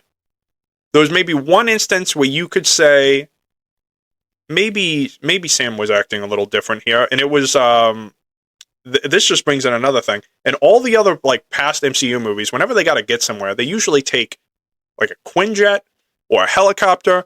They go somewhere quickly. At one point, he takes a truck, probably for advertising. Yeah. He takes a truck, which ends up making the trip significantly longer than it probably would have been. Which in that moment, when I think he's like over 50% on the way to where he was going, he hears that someone he cares about almost would have died, and he makes the choice to keep going because the Thinker is trying to bait them. So I'm going to keep going. And he keeps going, and then he gets there, and the Thinker's like, yeah, there was like a 80% chance that you would turn around. I'm surprised you're here. It's like, bro, I don't, like, okay, like, yes, like, he cares about Isaiah, the person in question. Sam Wilson cares about Isaiah, but, like, if he knows about you, why wouldn't he know that you're trying to outsmart him and thus just do the thing? Like, it's got, I don't know, it's, if you know there's an ulterior plan out there, if you know someone's trying to trick you, you don't do the same thing you're always going to do. Mm-hmm. So in this instance, it's like, sure, Sam cares about the people. Sam cares about Isaiah. So thus, if you put Isaiah in danger, Sam would realistically go back to help him. But if Sam knows that you're trying to bait him, why do you not think Sam wouldn't just go, oh, Isaiah will be fine. I need to keep going. Someone's trying to bait me right now. Like, it just doesn't feels weird. It feels like they were trying to write a really smart character, but outside of that, they were just like, man, we'll make him really smart by mentioning probability that he doesn't explain, understandably. He doesn't explain the advanced probabilities going around in his brain. But the only time that you show him making bets or placing probabilities, he loses. He loses. And it's just like, what are we doing here? Like, this guy, I don't know. It just felt weird. Me giving it a 6 out of 10, it's okay. It's not like terrible. Yeah. It could have been much better.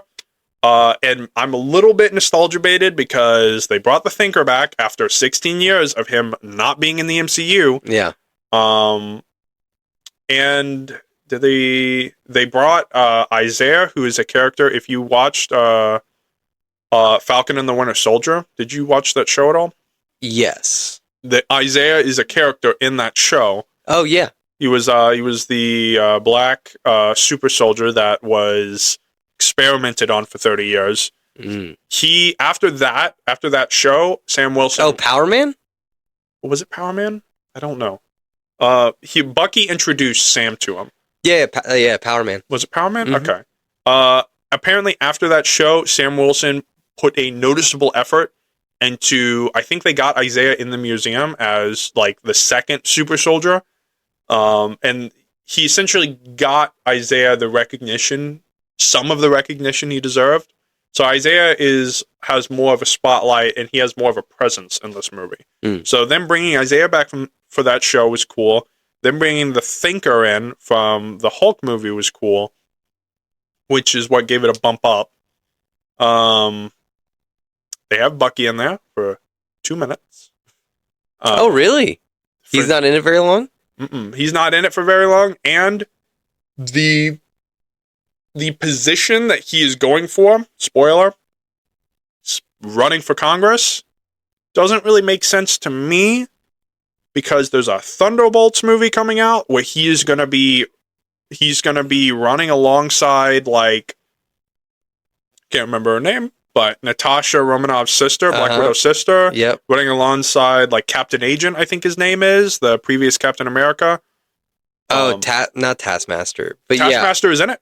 Yeah. Taskmaster is in it as well. And, yep, the previous Agent X. No, that's not right. I think it's like Captain Agent or something like that. It's something. But, like, yeah, that guy, like, he's going to be running alongside them like a ragtag group of misfit, like, anti-heroes. Yeah, their own Task Force X. Yeah, Task Force X. So with that movie coming out, I'm like, how are you running for Congress right now? Because he comes in like a suit and like a freshly shaven face, and it's like, what are we doing here? Like, is this taking place before or after Thunderbolts? I don't know. If it's taking place after, then like what am I worried about when it comes to Thunderbolts? Obviously, shouldn't be worried that Bucky's going to die in Thunderbolts, but like I'm confused that they would essentially reveal a lore update for Bucky in this movie when he has his own movie coming out. It just feels weird. It feels weird that they would do that. Maybe, I don't know. They probably wanted a moment of Bucky coming in, and the director / writers of this movie they probably really wanted Bucky to be in here, and they also didn't have any control over Bucky being in Thunderbolts. So it's just like, hey, we'll get him in here. And you think so? I'm sure they'll connect it. It's so intertwined, like all the stories, and like I'm sure there's a reason. Like I'm sure that it's written in for something. Well, sure, but the thing is like the two scenarios is, let's say Thunderbolts happens lore-wise. Let's say it happens after this movie. That means he would have been running for Congress, and now he's in Task Force X. Correct, but think of it this way: most of the people in that aren't there willingly. Like they're there. It's not as bad. Like it's not like Waller putting bomb collars on them. It's not Suicide Squad. Yeah, but like from what I've seen, at least they're not exactly like it's not 100% consensual. Exactly. Like they're getting something out of it. So there's no reason why Bucky, who might want to be on the straight and narrow path, ends up getting thrown in to lead these people, or at least, you know what I'm saying? Like, I can certainly see something there. Yeah, no, I could see that. It's just the thing of, if that's the case, then he's running for Congress now, and then I feel like there's just going to be a giant wedge. I don't know. That might be the point. Like, it might be a challenge, a personal challenge to him. But it's the thing of, like, I've never ran for office. I imagine you can't just take, like, a week off in the middle of running for office to go have this superhero hijinks. Well, you also have to remember that we're not supposed to know that happens yet. Like, in the, like, you know, like, in the time frame, like, he's doing this because he doesn't know what the future holds, you know? Yeah, but then that means, I feel like they could have not had him have this whole congressman thing if it is going to just get imploded next movie. Like, he's going to be running for Congress, and now he's going to be in some way forced to be a part of this task force, at least for one mission. which case I feel like his career as a politician is going to get derailed because of that. I think that adds another layer to personal complexity. Because think about it, as the Winter Soldier, there's nothing tying him. Like, he's been dead forever.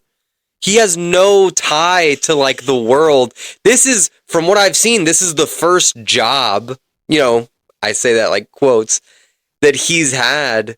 This is something tying him into something like real civilian side. Yes and no. I think the problem is, like, you can see, like, even nowadays, like, if someone in office or in the public eye, like, is doing something, if they've done anything bad in the past and it's been put on the internet, it gets brought up.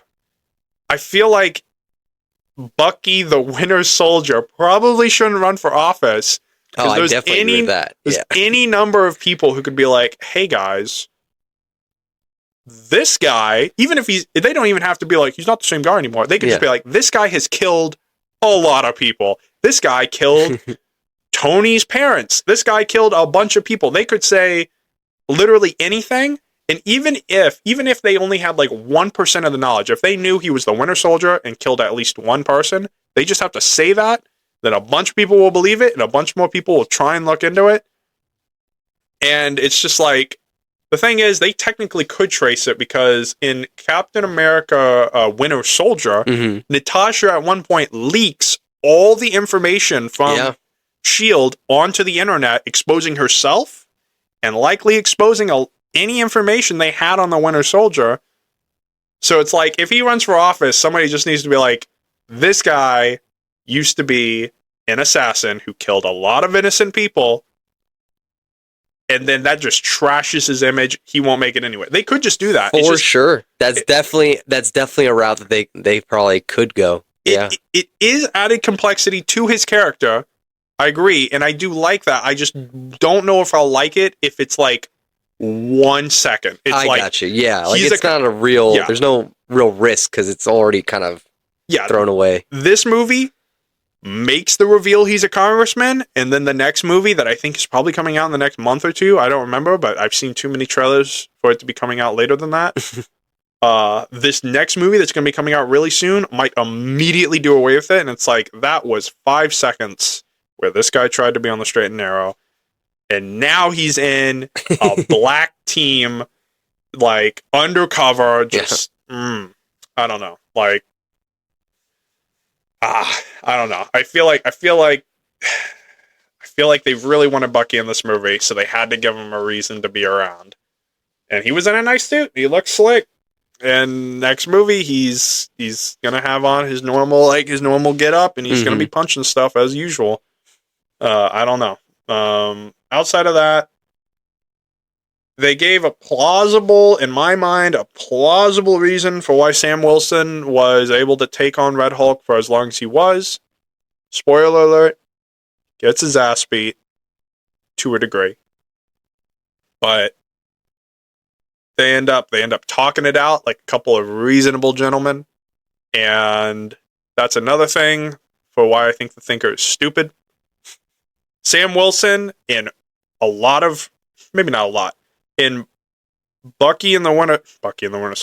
and the Winter Soldier, in that show, Sam goes through the effort of trying to talk to the villain and try and, like, come to a reasonable, non-violent solution. Yeah. And the reasoning for that is, like, he used to talk to, like, trauma survivors.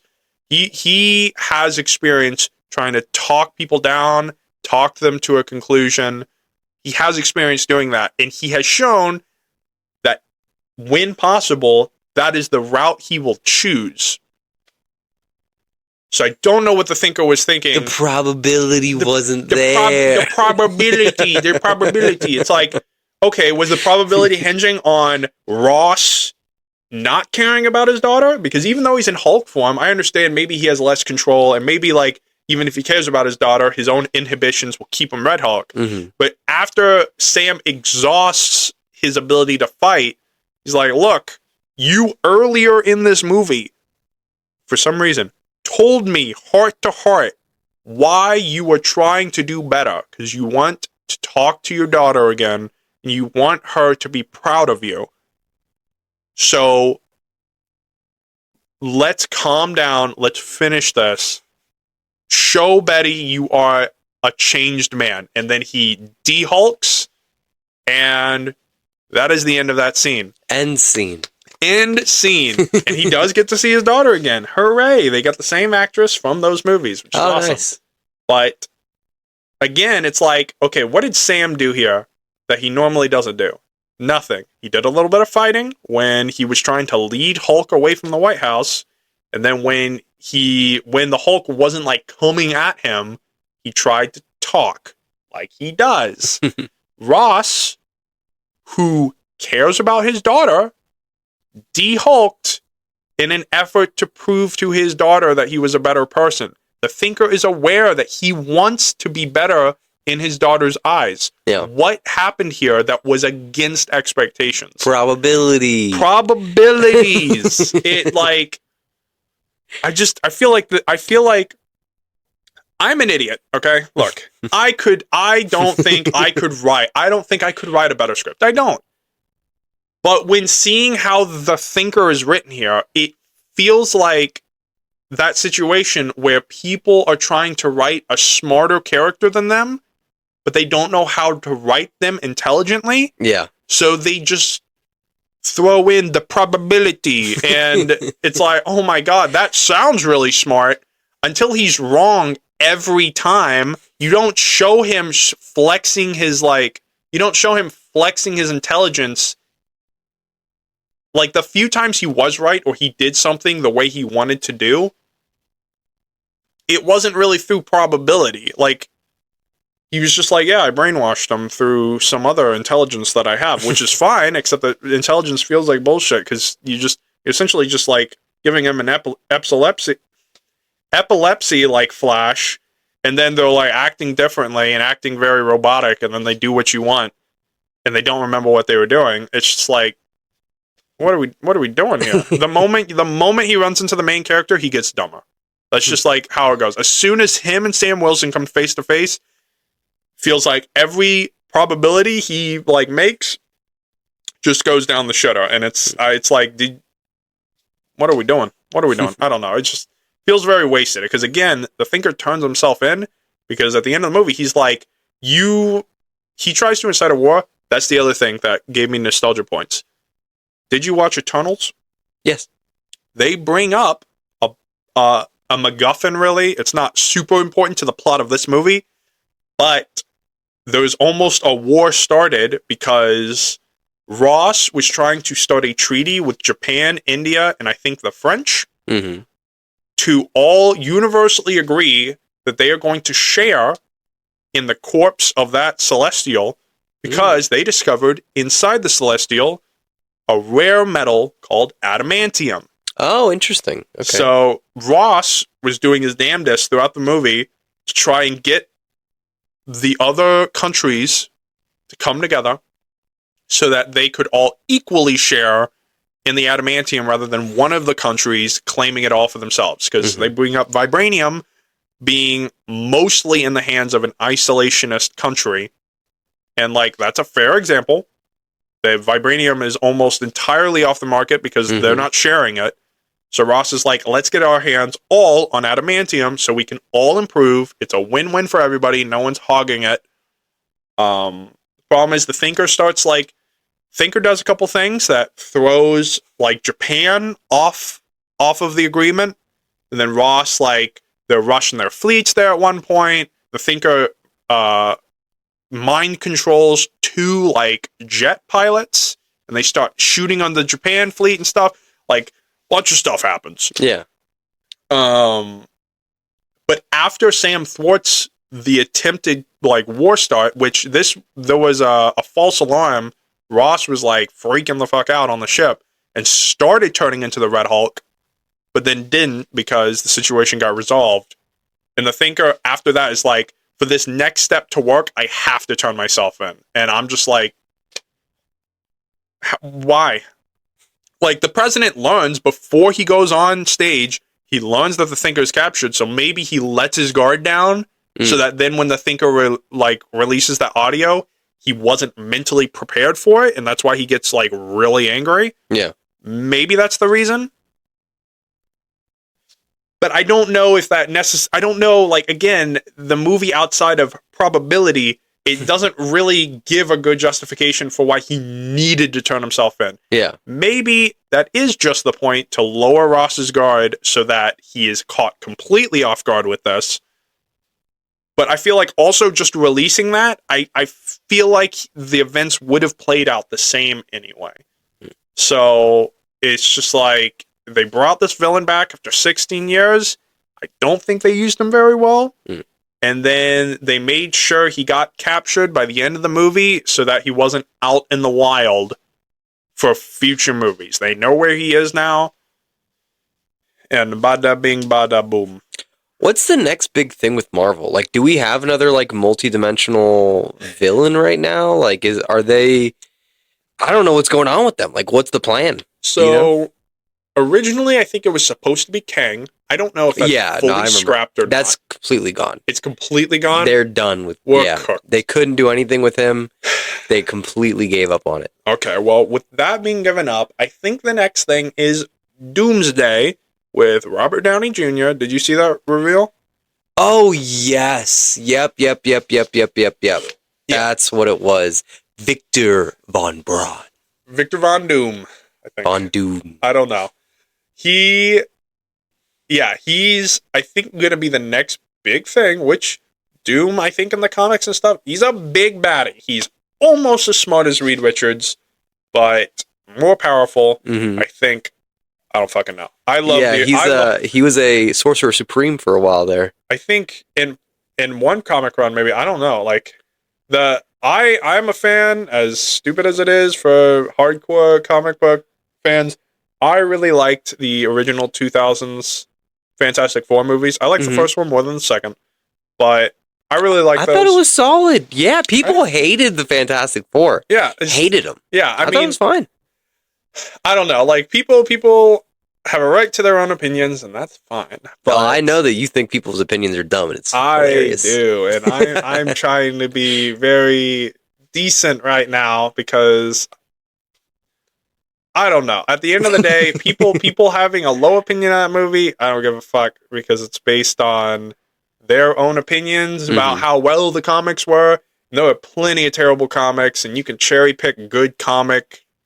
It doesn't matter. Yeah. But I like those movies because I grew up with them, and Chris Evans is awesome, and Jessica Alba is awesome, and I just really like the feel of at least the first Fantastic Four movie. This new one coming out, I've been told that there's a theory for how it's going to involve the greater MCU, because Fantastic Four looks like it's in a futuristic, older, like, kind of like Fallout, where it feels like it's back in, like, the 40s or 60s, but it also looks like they have futuristic tech to now. It feels like if they just kept that, like, that feel of that time, but brought it to the future. But in the trailer, there's Galactus, which I've been told is kind of cool in the instance that apparently he doesn't have multiversal counterparts. Galactus apparently is, like, the one dude. When you see Galactus in your universe, it means he's not in any of the other universes right now. Yes, correct. Yeah. And I think he's like cool. Eternity. He's like all of those, like, supreme beings. Yeah, there's one. Yeah. Which I think is pretty cool, because him being in the Fantastic Four movie, it looks like, he's there, and he's not anywhere else. And I just think that's cool. And it's when they're introducing multiverse, and there's a million Tony Starks and a million if you're introducing the MCU, I think it is cool that you're introducing beings that don't adhere to that. So I'm excited for Galactus being there, but the theory I've heard for how that movie might go is they're going to fail to stop Galactus, or fail to stop, if it's not Galactus, whatever ends up destroying their world. And Reed or Victor, probably Reed, is going to design some type of device that pulls them into a new reality. The reality with our base, like, MCU characters. And it's going to be like a type of do-over. And I don't know how they're going to involve mutants yet. they have adamantium. Adamantium has been announced in the universe with this most recent movie. I don't know if mutants are going to start popping up. I don't know if if they have the Wolverine, if he's going to get his like bones grafted with adamantium now, or if he's already going to have had it happen to him and they're just going to be pulled in from another universe. I have no idea. For all I know and hope, this new Fantastic Four movie is going to have mutants in it as well. Mm-hmm. Like, I'm hoping we're going to go into that and they've just avoided showing any mutants in all the trailers, and then we're going to see like Professor X or something in there as well. I'm hoping for that. Interesting. I didn't know that was even a part of it. It was funny, after you brought up Doom, I did remember, I think Battleworld is the next chapter they're going with, right? Aren't they going with the Battleworld story? I do think like Avengers Doomsday is their next intended Avengers movie that's going to focus on him. I think it's a little bold for that to be probably the focus when we haven't even seen Doomsday in a movie yet. Doomsday? No, I'm Doctor Doom. Doctor Doom. The movie might be called Doomsday, but now I'm just thinking of the DC one, yeah. DC character. But yeah, Battleworld is a really cool storyline. Doctor Doom ends up controlling, I think he ends up, I don't remember what the power is that he gets, but he basically, like, all the Infinity Stones, like, everything, like, Thanos shows up to him, and he, like, flicks his fingers, and, like, he goes to dust. Like, crazy, crazy powers, ends up bringing all the worlds together. So, like, getting rid of the multi-dimension, and then only having, like, the heroes and villains of, like, the true, 52 or whatever, and ends up having them fight each other. And, like, that's Battleworld. And then it's basically a utopia for everyone, but he just fucks with everyone he doesn't like. Like, that's, like, the whole thing is, like, he is actually, like, a great leader. I say that, like, when he doesn't get it in his own way. Kind of. Like, well, he's a great leader for his people, but he's terrible to everyone else. So, it's just one of those. But I am interested in seeing how they go. It does suck about Jonathan Majors. I think I said his name Majors, right. I think. Majors, yes. With Quantum Mania, which I don't think they should have had Ant-Man beat him anyways. Like, if we were just talking about, like, Thanos was impressive because no one beat him, Yeah, it's definitely a bad look when, like, granted, Ant-Man's cool. And the thing is in the comics, Ant-Man's strong. He's not, like, the weakest hero, which in the MCU, he's kind of been portrayed. He's been portrayed as naive or inexperienced. Mm-hmm. And that's fine. Because someone has to be when you have this many heroes. Yeah. I do agree, it was a bad idea for the first time he's showing up for him to be defeated, especially when later, like in the post-credits scene, all these other kings are like, was he killed?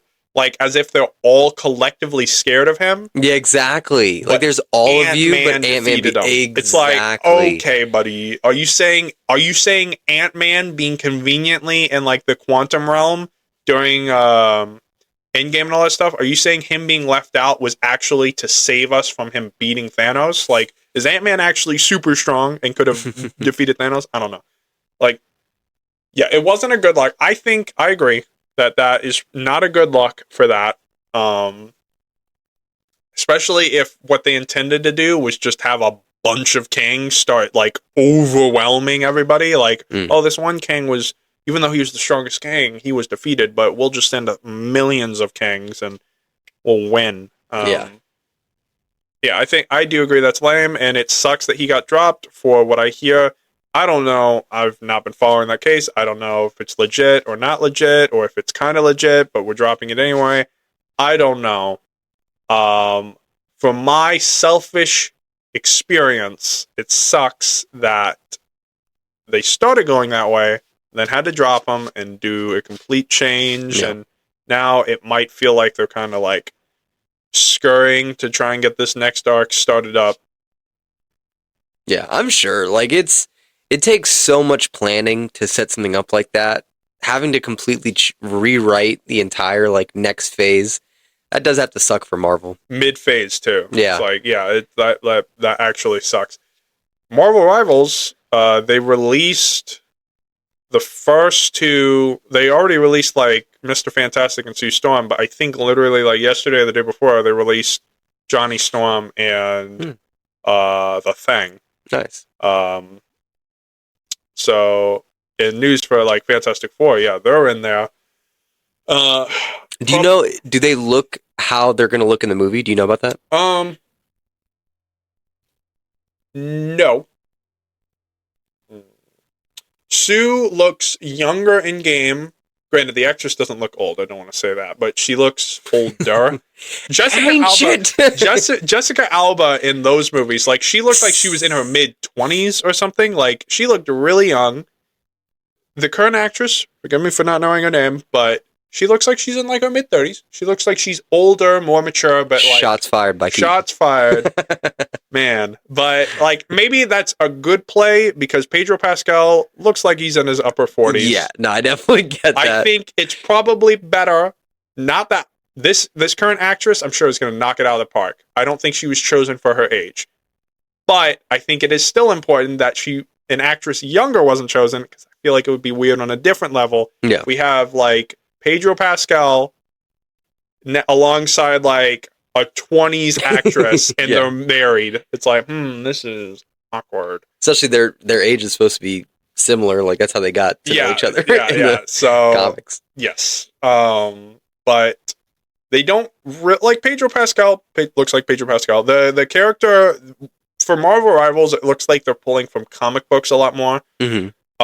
They do have, I think, a couple movie skins, but I think it's for more simple characters. Like Iron Man, I think, has a movie skin, but it's Iron Man, so they're not like making RDJ like face in the game. Yeah.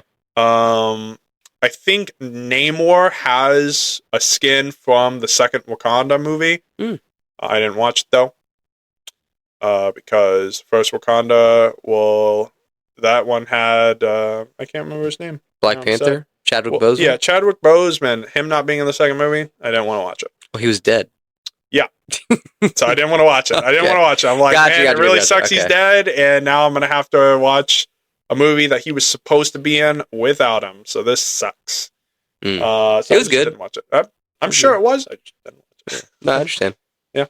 Like, I don't know, but yeah, I'm hoping they don't drop the ball with Fantastic Four and all that stuff, because these are...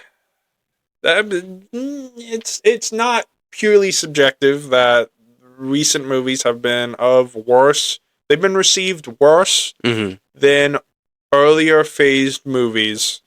Hopefully this Fantastic Four movies are really good. Because this will be their first debut in the MCU. If Doctor Doom's in it, hopefully he is good. Because he's gonna be fucking carrying this phase on his back when we get to the Avengers movie. Galactus hopefully is good. I'm really glad that they waited this long to get him in, because like he kind of looks goofy. Like if you remember the second Fantastic Four movie, Galactus was in that too. Yeah, he was a space cloud. Yeah.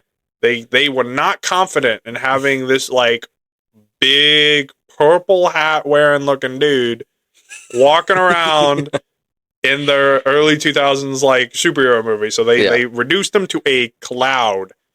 Maybe the Silver Surfer will be in here as well. I don't really know the lore. The Herald, he's the Herald of Galactus. Yeah, maybe he'll be in this movie. If Galactus is in here, maybe he will as well. But I do I hope this Fantastic Four movie is really good. I also hope. Are you excited at all for the Superman movie coming out in July? I not really. Not really. I don't. Is it something different? It looks like it's gonna have like I don't know his name. The dog, the super dog. Crypto.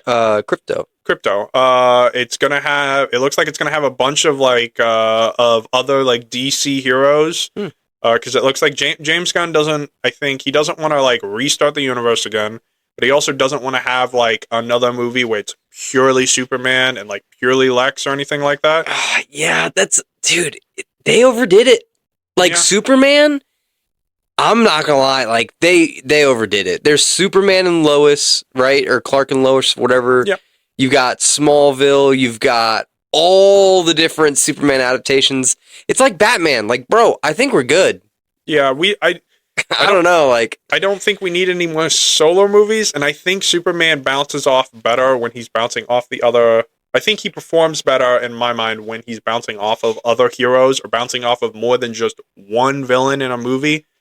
I just feel like he does better when there's more going on than his personal life and one villain's machinations. It's kind of like the Hulk. The Hulk's like that. All the Incredible Hulks failed. Yeah. Like cinematically. It's because, like, in the movie, if he's not having his one of two fights with, like, the actual villain, he's, like, talking. Yeah. And that's cool. Like, I watch the Overlord anime. I love a bunch of people just talking if it's interesting, but, like, and while I do like the first Incredible Hulk movie, there is a lot of talking. There's just a lot of talking. And when I was a kid, that definitely just went in one ear and out the other. And it's like, ooh, the 10 minutes total of fighting in the movie. That's it. That's all that captured me then. I think Superman just does better. And the trailer looks interesting. It looks like they got one of the Green Lanterns. They don't have like the main one. What's like the orange haired one? You know? Orange. Gardner. Gardner, I think. Yeah, Gardner. I think James Gardner. I don't know. I think he's in the movie. He's played by Nathan Fillion.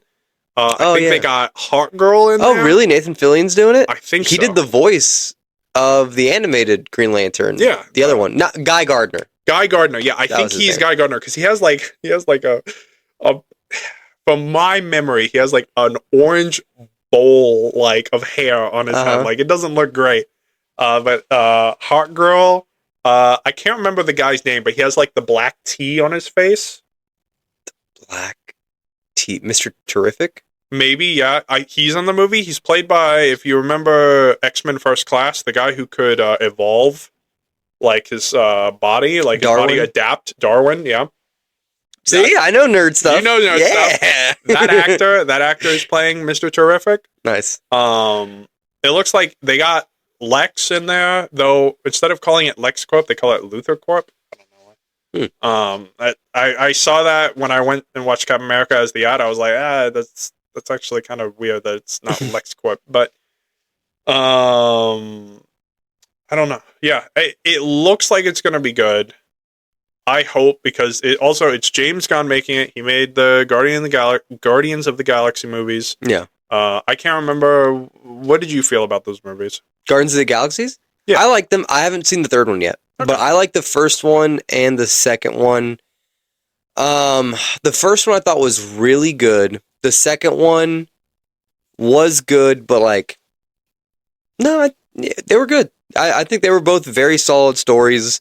Good acting, interesting, like cinematically to watch. Yeah, I like them both. Yeah, based on his track record, I'm guessing James Gunn probably works best when it comes to movies with a larger cast. Mm-hmm. Like, if he was having to make, like, a solo superhero movie, I don't think it would be a bad movie. I feel like part of the reason he's involving, like, a lot of the heroes, it's, for one, it probably is just more interesting to have more than just one hero. There's a lot of, like, movie time that needs to be, like, filled. And, like, we need more than just, like, Batmaning, like, only half the movie.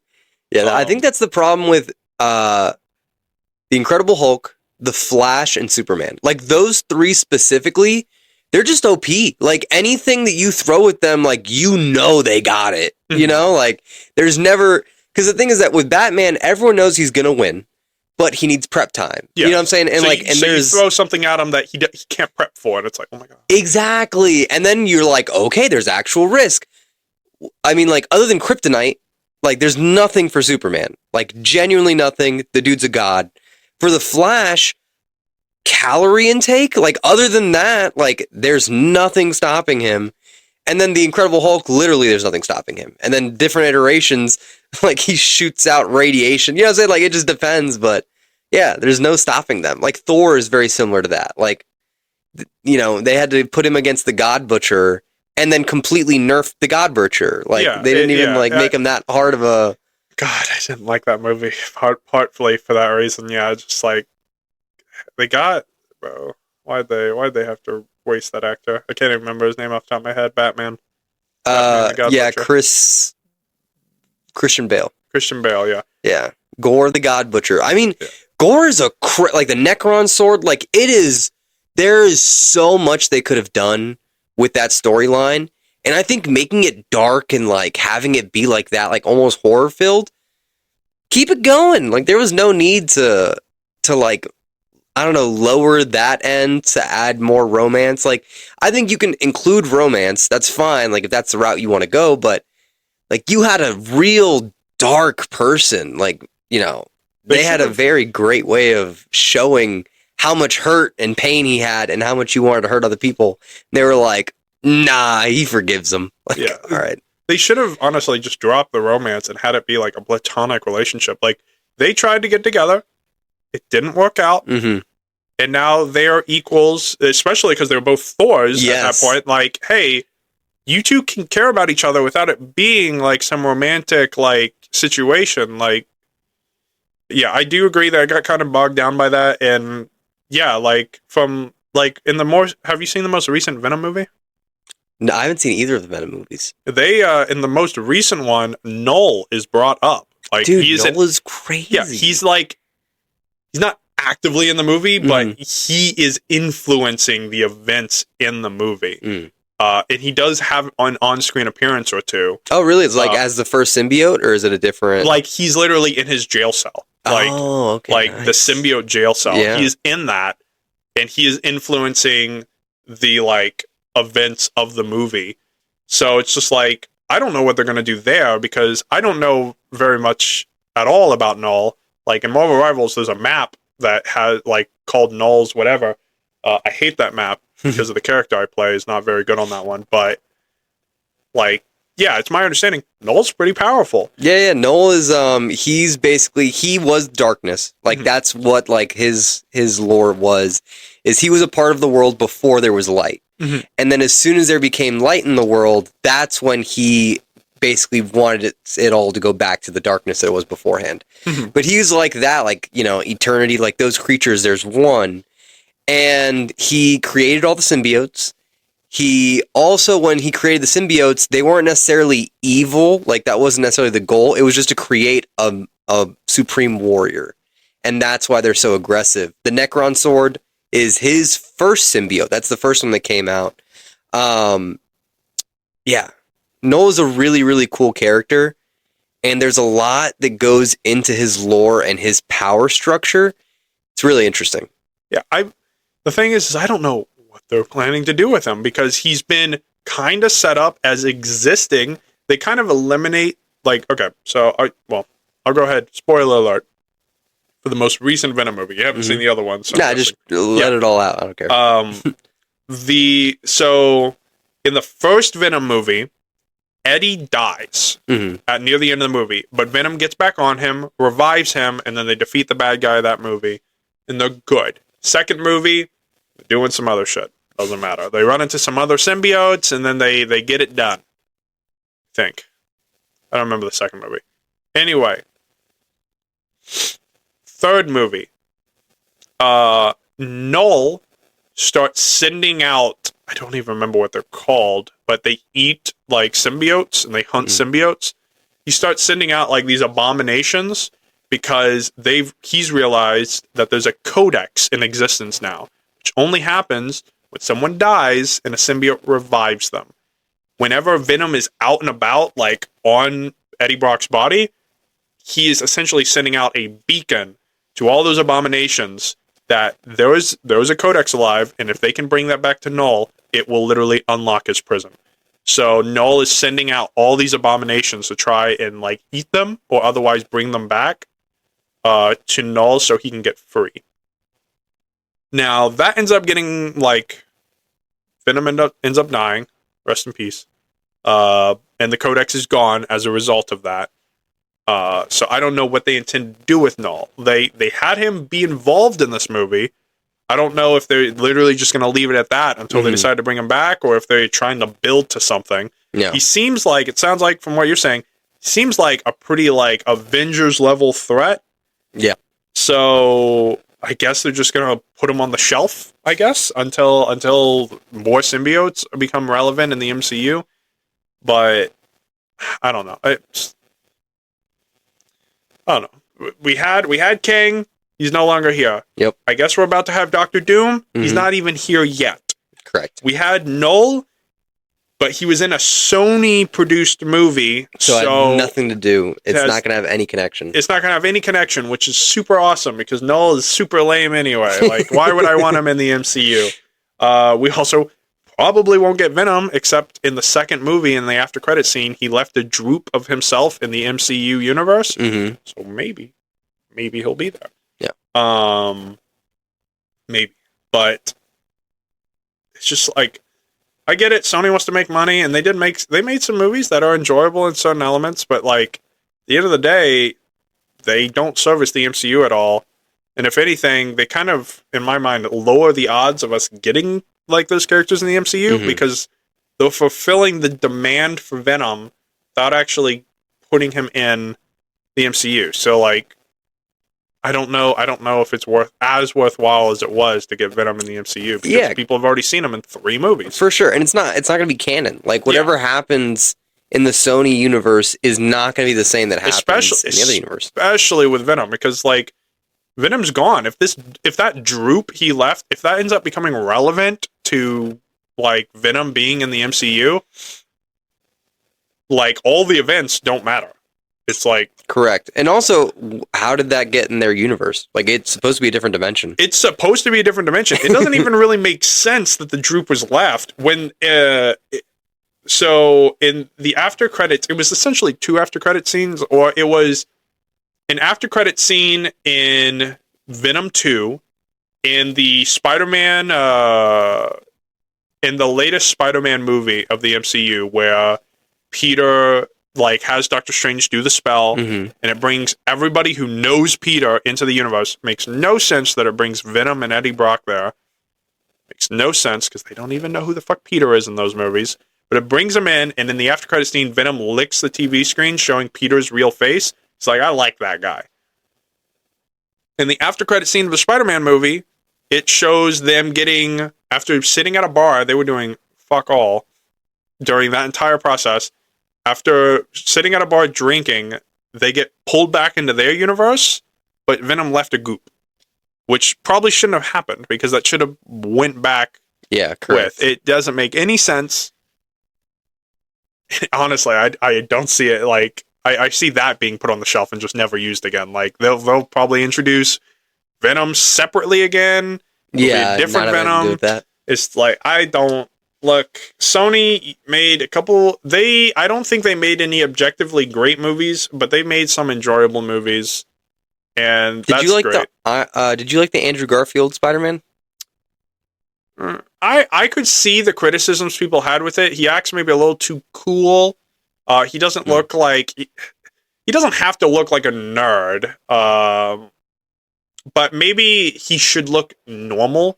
He shouldn't be like the hottest guy at the high school type deal. Okay. Like, and he shouldn't, I don't know if he should be having like moments there where he's like, I guess, flexing on like the bullies or anything like that. Granted, in the Tobey Maguire movies, his flex is beating him in a fight. So I guess the Andrew Garfield movies were better in that instance, because he wasn't flexing on the bully by beating him in a fight, but like, I don't know. Like, they were all right.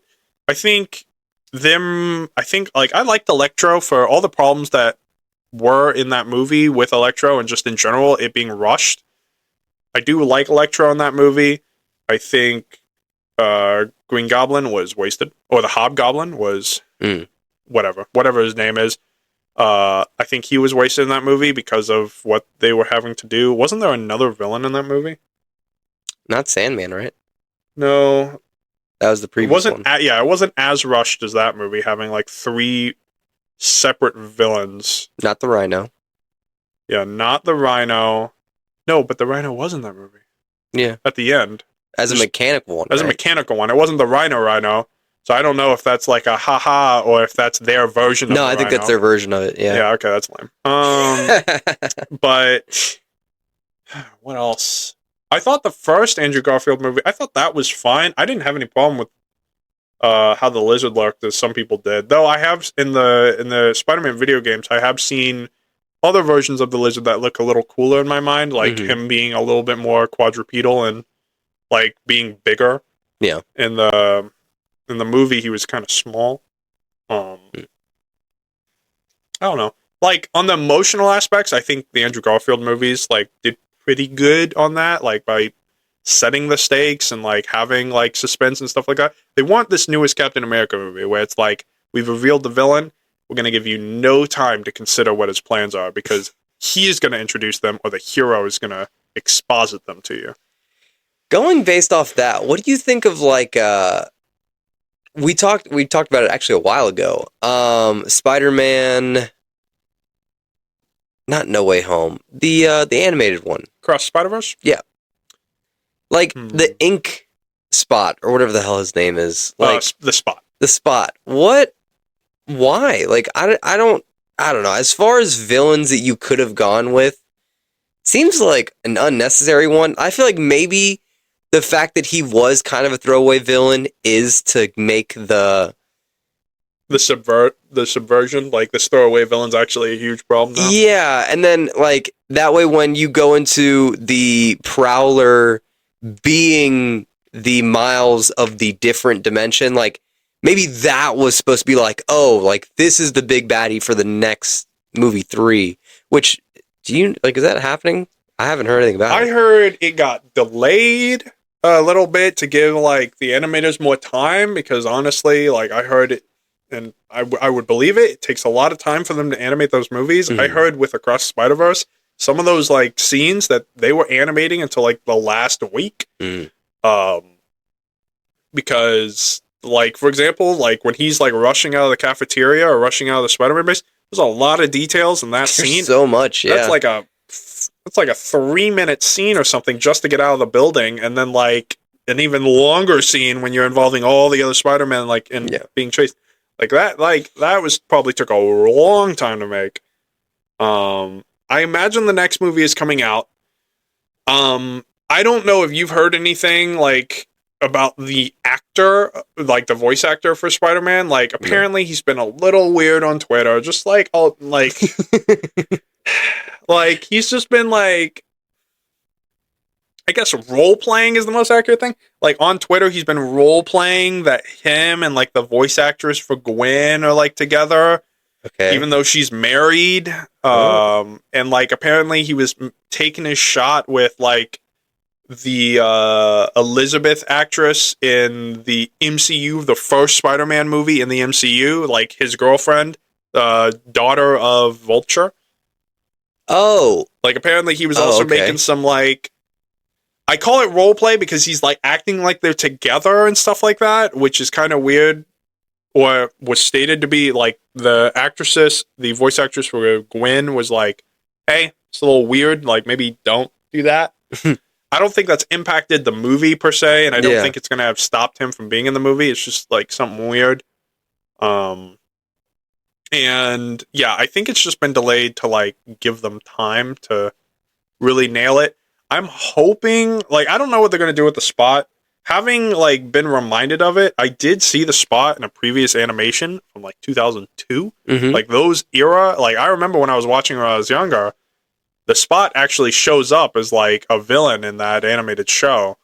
So I do think it's kind of cool he's in there, and I do think it's intended to be like a subversion. He is a villain of the week. But, like referring to him in universe as that, like I don't know. I think it is like a funny like subversion that he is now actually like a multiversal threat, which is hilarious. Yeah, it's like it's pretty funny. I am nervous about the next movie because the next movie is going to have to deal with Miles being in the other universe. Gwen I don't know if Gwen knows for sure which universe. I think she knows that he's in the universe the spider came from, but I don't think she knows what universe that is. I don't know how much of the movie is going to be dedicated to her team building. It looks like she finished doing that by the end of the movie. But it's also, I don't know how much of the movie is going to be spent in that other universe, because Miles is also going to be glitching out the entire time. And I don't know how much of the movie is going to be spent on going back to his universe and dealing with Spot. And how much of the movie is going to be dealt with, like, how long is it going to take, like, Spider-Man 99 or whatever his name is? How long is it going to take him to realize that Miles isn't in his universe, but the Spider's universe? Oh, Miguel? Yeah, Miguel. Like, why? Well, I still don't get why Miguel is so insane. Like, why is he so jacked and crazy and, like, low-key, like, the dude is, like, vicious. Like, he's like, I have rabies. Like, I think he's just stressing the fuck out. I mean, I don't know what it is. I kind of like it. I'm just like, yeah, I mean, get it. Yeah. Like, I think he's just, like, he was trying to be chill before he told Miles all that stuff, and then he's like, but, like, I think he's just been, outside of, like, losing his daughter, I don't know if he lost his daughter in his world, and that's why he took the opportunity in the second world and then lost her again in the second world. That probably would suck, probably. I don't know if it's just that, but, like, that plus him stressing out about, like, all these worlds breaking, Miles potentially causing, like, causing Indian Spider-Man's, like, world to, like, essentially start to crumble. Like, all those factors, and Miles being, like, a kid and all that stuff, like, I don't know. Like, I really want this next movie to be good. I think it will be good, but I'm also really nervous because I can't remember the last time this happened, but there was a movie, like, maybe within the last year that I watched that I had really high hopes for. It thought it was going to go one way, and then it went a different way, and I was like, It was like, when I was in the movie, it felt like a 4 out of 10. Later on, I was like, it's actually a 7 out of 10. But, like, I can't remember what movie it was, but, like, I went in with really high hopes for it to go a certain way, and then it didn't. And for the rest of the movie, when I was in the theater, I just was like, I don't know. I can't remember what movie it was, though. I watched Barbie recently. What'd you think? I thought it was good. I liked it. It is very in your face, like with the politics and like their like mindset. Yeah. I still thought it was funny. I was laughing from the beginning. I don't think Becca like was getting that it's supposed to be a parody, like it was supposed to be like in your face kind of thing. And but yeah, I thought it was really funny. Becca fell asleep. So she'll watch it again later. She's been falling asleep a lot while we watch movies. But yeah, no, I enjoyed it. I thought it was funny. It was a fun little like switch up to see as like Ryan Gosling and them. But yeah, I enjoyed it. I'm gonna be honest, seeing Ryan Gosling in that movie, I've been watching more Ryan Gosling movies. Like, trying to remember the movie. I'll have to find it later. I watched it on Netflix. It's like it's stereotypical like action movie with like Ryan Gosling is like in a very like high skill agent. Oh, I think I might have seen that movie too. Yeah, like it's is he a killer like in it? Yes, it has Chris Evans in it. Yeah. Yeah, that movie. Yeah, no, I watched that movie because of Gray Man. Gray Man, yes. I've watched Gray Man like 3 times because I just like it's a nice. So, you know, it's an enjoyable movie. It has Ryan Gosling, he looks really good in it. Mm-hmm. Has Chris Evans in it. Yeah, has some other good actors. Has a little psycho too. Like he's fun with it. Yeah, like it's pretty good. And yeah, no, Barbie, 100%. I love Ken. I love Ryan Gosling's Ken, and I just like love when he goes to the real world and he's like, I just got to learn about patriarchy and the horses and all that stuff. The horses. So it's so good. And he comes back and he's just like taking over. And then the battle of the Kens, like it's so good. That is some quality movie. Yeah, no, like, yeah, no, it's a good movie. I'm glad you watched that. Yep. I told you, I've been taking more time. I'm probably going to stop soon. Gotta get back on the grind. Gotta get back on the grind. But I did watch some TV. I read a lot of manga, or manhwa. I've been big on it. Oh, we haven't really talked about Solo Leveling. Yep. Are you watching the show right now? I haven't started season 2 yet. Are you caught up? Are you watching it? I may not have seen the latest episode. I don't know what day it comes out on. It might be like Saturday or something. I gotcha. I heard that the second season changes something critical to the story than the manhwa. Or I feel like manhwa. I feel like I sound terrible saying it, but it's all right. There's one thing I know of. I've heard that allegedly there have been some instances where they've been censoring some of the pro-Korea stuff. Like, in the sense that there are some people worried that when the Korean and Japanese teams meet up and they have that little, like, face-off, there are some people worried that they're going to rewrite that so that it's not, like, Japan fighting them and losing, but it's instead, like, maybe they're either going to avoid that entirely and just focus on, like, the Japanese hunters being, like, interested in being like strong and stuff like that, or like succeeding on like Jeju Island and stuff like that. One thing that they kind of changed, they made it really, really, really subtle. Honestly, to the point that if you haven't read the manhwa, like I honestly cannot blame you at all for not catching it. So when he's fighting the ice elves, remember like the whole fucking monologue he goes through about him thinking about about the hunter that came back to the camp, and he's like thinking out like, that guy's over there, he's gonna attack me if I wait until he attacks me and then I attack him, self-defense, we're good, like all that stuff. Like in the manhwa he has that whole like process thought out, so it shows all the actions he's taking to put himself in the situation with self-defense.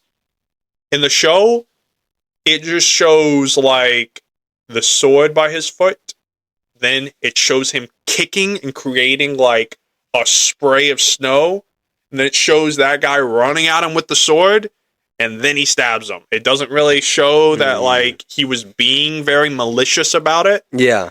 It just shows, oh, that guy came and attacked him, and he killed him. And that was it. So they kind of rewrote that. Granted, I think part of it, or at least most of it, was they can't spend him having a 10, 15 second, 20-second moment of standing still having that dialogue. So they make it like really, really subtle. But like, I think it's way too subtle. Like if you're just a show watcher, you're just going to think, oh, that guy came and attacked him and he defended himself. It's like, no. He knocked him over there intentionally, and then he gave him his sword intentionally so that he would come at him, and then he could kill him. Just so he could kill him, yeah. Just so he could kill him. And I have seen people, like, complaining about it because he very much is kind of just an asshole. He's like, when they get there initially, the guy that's A rank takes charge, and he does leave the weaker people to fend for themselves, because that is strategically the best case scenario for them defeating the dungeon and getting out. They can't worry about defending all the weaker like adventurers, because that might get them killed. So they leave them all behind so they can go with their strongest units and do that. And maybe I'm not remembering from the manhwa very well, but in the show, it very much just comes across of, I'm strong enough to defend them all. But he was mean to me. He was going to leave these people to die because he's not strong enough to protect them all. But because he did that, I'm not going to worry about protecting him. I'm just going to protect everybody that stays behind. And it comes across as very petty. It's just like, okay, you were strong enough to protect, at least make an effort to protect them all. You chose not to. You let them die.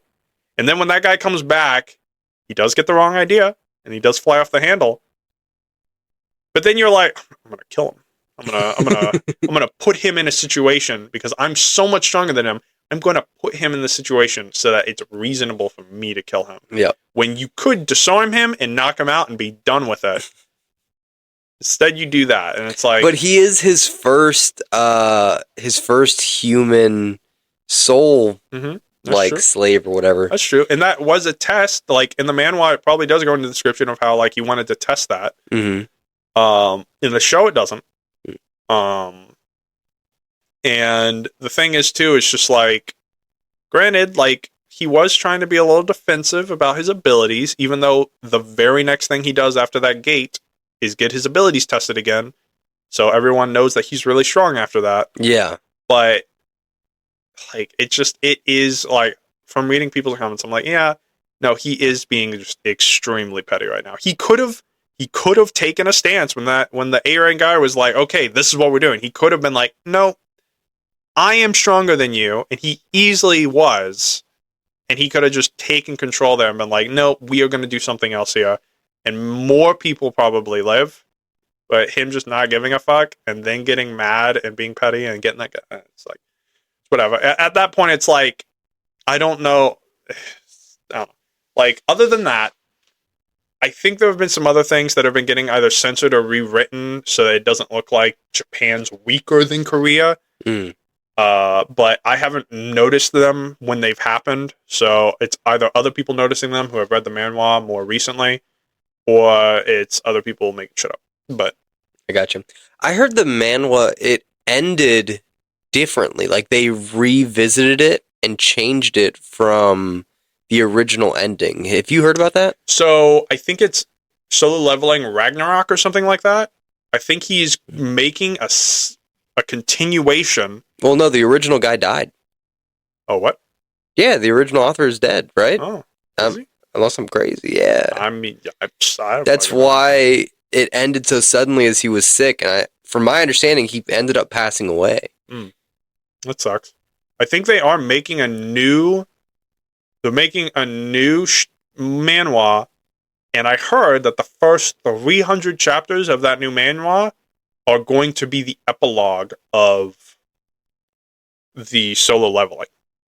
So they're either rewriting it. Hopefully, they're rewriting it with the notes of the original, like, author, like what he wanted to do. But I think, from what I understand, they are going to redo the ending, and hopefully not, like, change it, but more just draw it out so you can see more of it. Because, like, the ending, it's literally like, spoilers. Yeah. The ending, it's literally like, oh, I've won. I'm going to go back in time. 20-year time skip. I won. It's like, dude, for real. That's exactly what it was like. I was like, what? It's like, he goes back in time. He's like, oh, my family, they're all here still. I'm going to go. Leaves for 20 years. Sitting on a throne. I won. Comes back. And now he's like, I can't remember her name, but the girl, Kisame or something like that. Yeah, it's like, whatever girl that he had an interest in the previous go around, he starts approaching her. Is like, hey, what's up? But he went back in time so early and dealt with it so early that I don't even think, like, the hero stuff, if the hero stuff has started happening, it's like very early on. Yeah. So, like, there was, like, no real establishment for all that stuff, and it's like, it also, because of the way that ending happens, like, it's like, they're called matriarchs, right? Not matriarchs. Like, what was the term for the beings that... Oh, I don't remember. Like... Yeah, it's been a while. So, if I remember correctly, before he goes back in time, he was warned, it's like, you're going to go back in time, all of those people are going to retain their memories. Yes. So, like, the shadow dude, that is you now, will retain your memories, and everyone, like, at your power level like that are going to remember everything. So you're going to go back in time, and they're going to know you beat them, and they're going to make whatever preparations they can. They're going to know you're coming. But the thing is I was thinking, doesn't that include the chairman? Like, that really old dude that was, like, he was the first S rank, like... I don't think he's not the same as them, because it's not... Let me make sure that I'm wording this right. The chairman got an additional level of strength because he was he pulled, like, strength from that being, like the transcendental being or whatever. But it's different because the chairman didn't become the transcendental being. He just borrowed the power. Yeah, okay. As opposed to G1 or whatever the fuck his name is. Sung Jin Woo. Yeah. he actually became the new Shadow Monarch. Monarch. And so that's the difference. And so that's why he is specifically different, because he's the only human that became a monarch versus everyone else is like, oh, I am an apprentice or an apostle, whatever. Like, I just pull strength from them. He's the only one that actually became them, which is interesting. Yeah. I might wait until Solo Leveling Ragnarok has hit that 300 chapter before I bother reading it. That's a lot. Yeah, it's a lot of chapters. If that's a once per week basis, we got like 5 years to go. 6 years to go before they're even like continuing the story. Because I think they intend to continue it after the epilogue, but they're going to spend, from what I heard, 300 chapters going through that 20-year like time skip, which I don't know how interesting that'll be, because it's 20 years of him going back and defeating the same people he already defeated. Yeah. But only dealing with them because I think he literally leaves Earth. Like, Earth is completely uninvolved the entire time. So he's going to a new place where there's only monsters, and he's doing all that. I think he has his army at full strength. And, like, I can't remember if he's at full strength. I think he is. I don't think he had to, like, power level back up or anything like that. So I think, like, during that 20-year skip, he's already at, like, max power, fighting the same people he already beat. And, I don't know. Yeah, I think if they do it like that, it's more of him just, like, it's genocide. It's like he just kills people in the war, like a holy war, and then just ends up taking those people as more shadows, and that's just like that's it. I don't know. I do remember at the end of the epilogue, the end of the 20-year skip, when he goes back to Earth, like, some of the angels are like, "Hey, look, you're a little too powerful to be here." Yeah, and he's like, "So, yep, I'm staying."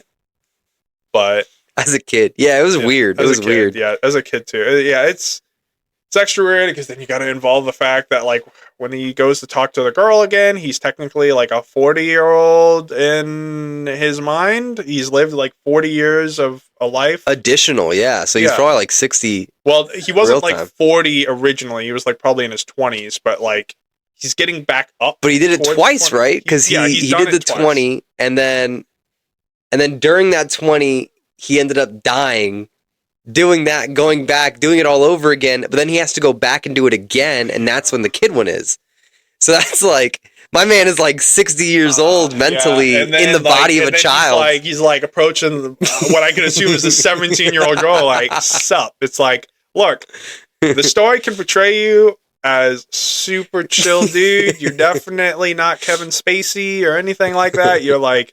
You're still super good and innocent, aside from all the malicious and petty things you do that the story kind of ignores. Killing everyone, just killing everybody. Oh, this one guy crashed out after he thought, like, people, like, were, like, doing one over on him, and, like, I don't know. I'm sure we'll see more petty stuff in the future that's not going to be portrayed as such. Like, him not going to Jeju Island is honestly kind of, like, stupid. Like, I still think that's really dumb that he's like, I'm going to let all of you go to Jeju Island, and then a bunch of people are going to die. And then right before the person he cares about dying dies, he shows up. Yep. By the way, shows up just in time where he has to resurrect the healer in order to save her life. He shows up too late. Mm-hmm. It's like, what is this shit, dude? Like, yeah, what was the point? Like, you wanted to hide your power or whatever, but, like, if you were hoping for them to succeed on their own, you probably should have shown up when stuff started going bad immediately. Like, yeah. It's... No, I definitely get that. It definitely... I like how it was written, and I accepted it as he's a young dude and he's not going to make all the right calls. Mm-hmm. Like, I kind of just take it as, like, he's naive, he's inexperienced, he's also kind of arrogant and an asshole, because to him, he was the weakest person, so he was treated like dog shit. Like, forgetting that, like, that was his setup, like, that's his lore. Mm-hmm. And it just kind of goes up from there. So he always has that like inferiority complex for a while. You know, you kind of see it in the beginning.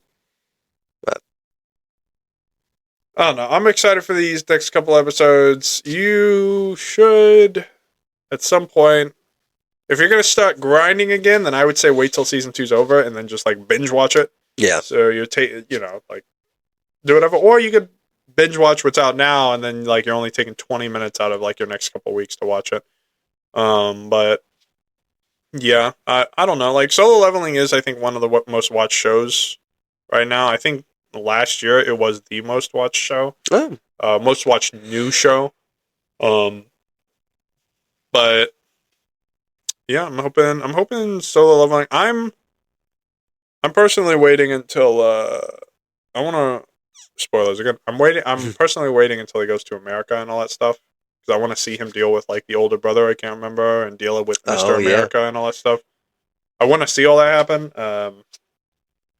And some of Jeju Island I don't like again, because like the entire time the super like momentous thing for Korea is happening, he's sitting on the bench intentionally just so he can come in at the last moment and be like, and like, like why, bro?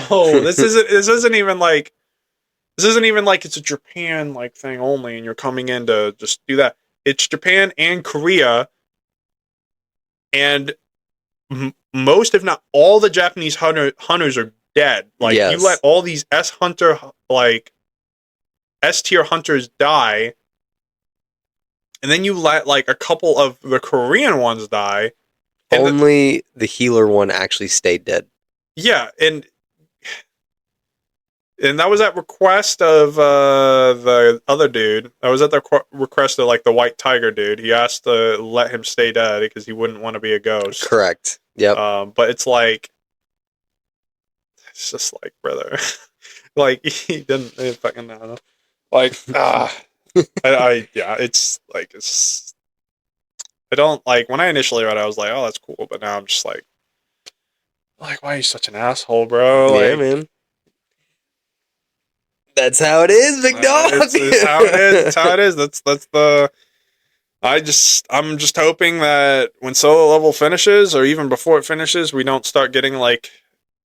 We already have like. I hope we don't get like 10 new shows of them all being like, I get special powers and no one else gets, and I'm like, I hope it's not 10 new manhwa that are all literally the same thing, because we already have an anime nowadays. It's already super bloated, all with like isekai. We don't need like 15 new manhwa. They're already out, dude. There's already tons of them.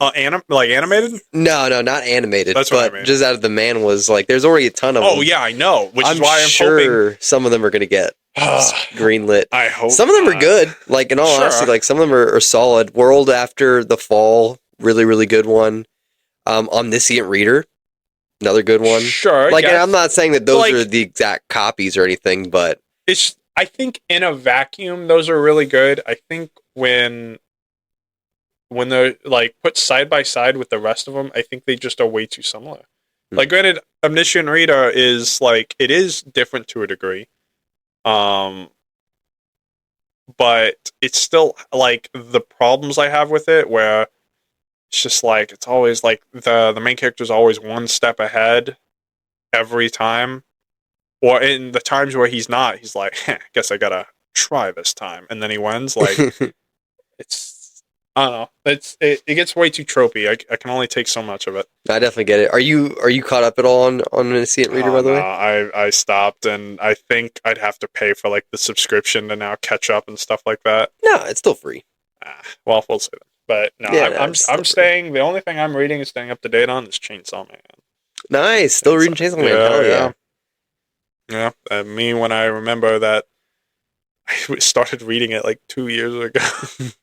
this next section, like, we're already through the first of 3 parts. We're in the second part right now, and we're like 120 chapters, I think, into it. It's 120 weeks, some of which bi-weekly releases. It's probably been like 3 years since I started like watching part 2. Yeah, that's an oof. That's my thing with anime, and I mean not just anime, TV shows like Supernatural. Like, all right, like I liked Supernatural for a while, but like, you know, I was also a lot younger, but you know, eventually it's a little too much. Like One Piece. I liked One Piece, and I'm interested in where they're at right now. Like, I like the story with Kaido, or at least I'm interested in that story. I'm interested in it not being the Gum Gum fruit, and instead he's the sun god. Like, it's all cool stuff, but I am not gonna sit through 17 episodes for one fight. You know what I mean? Like, that's the thing. You gotta live your life. You gotta, yeah. It's no, 100%. Like 1,000,000%. Yeah, it's like, it's no more power to everybody who likes One Piece, but that show sucks. It is what it is. Like, it's no, way too much of your life is required to stay up to date and enjoy that show, I think. One Piece is where it's at. All right, I think we're gonna wrap it up here. You got any final remarks? Outside of, I really hope the Henry Cavill show is really good. I really hope. I think going to Fantasy with you to either do like a D&D session at Fantasy or to do like a Warhammer tabletop session at Fantasy, I think that would be pretty cool. If I get enough units to have enough armies, I would be down to try like doing a Warhammer like session with you. Yeah, dude. I'm super down. Okay. All right. Thank you all.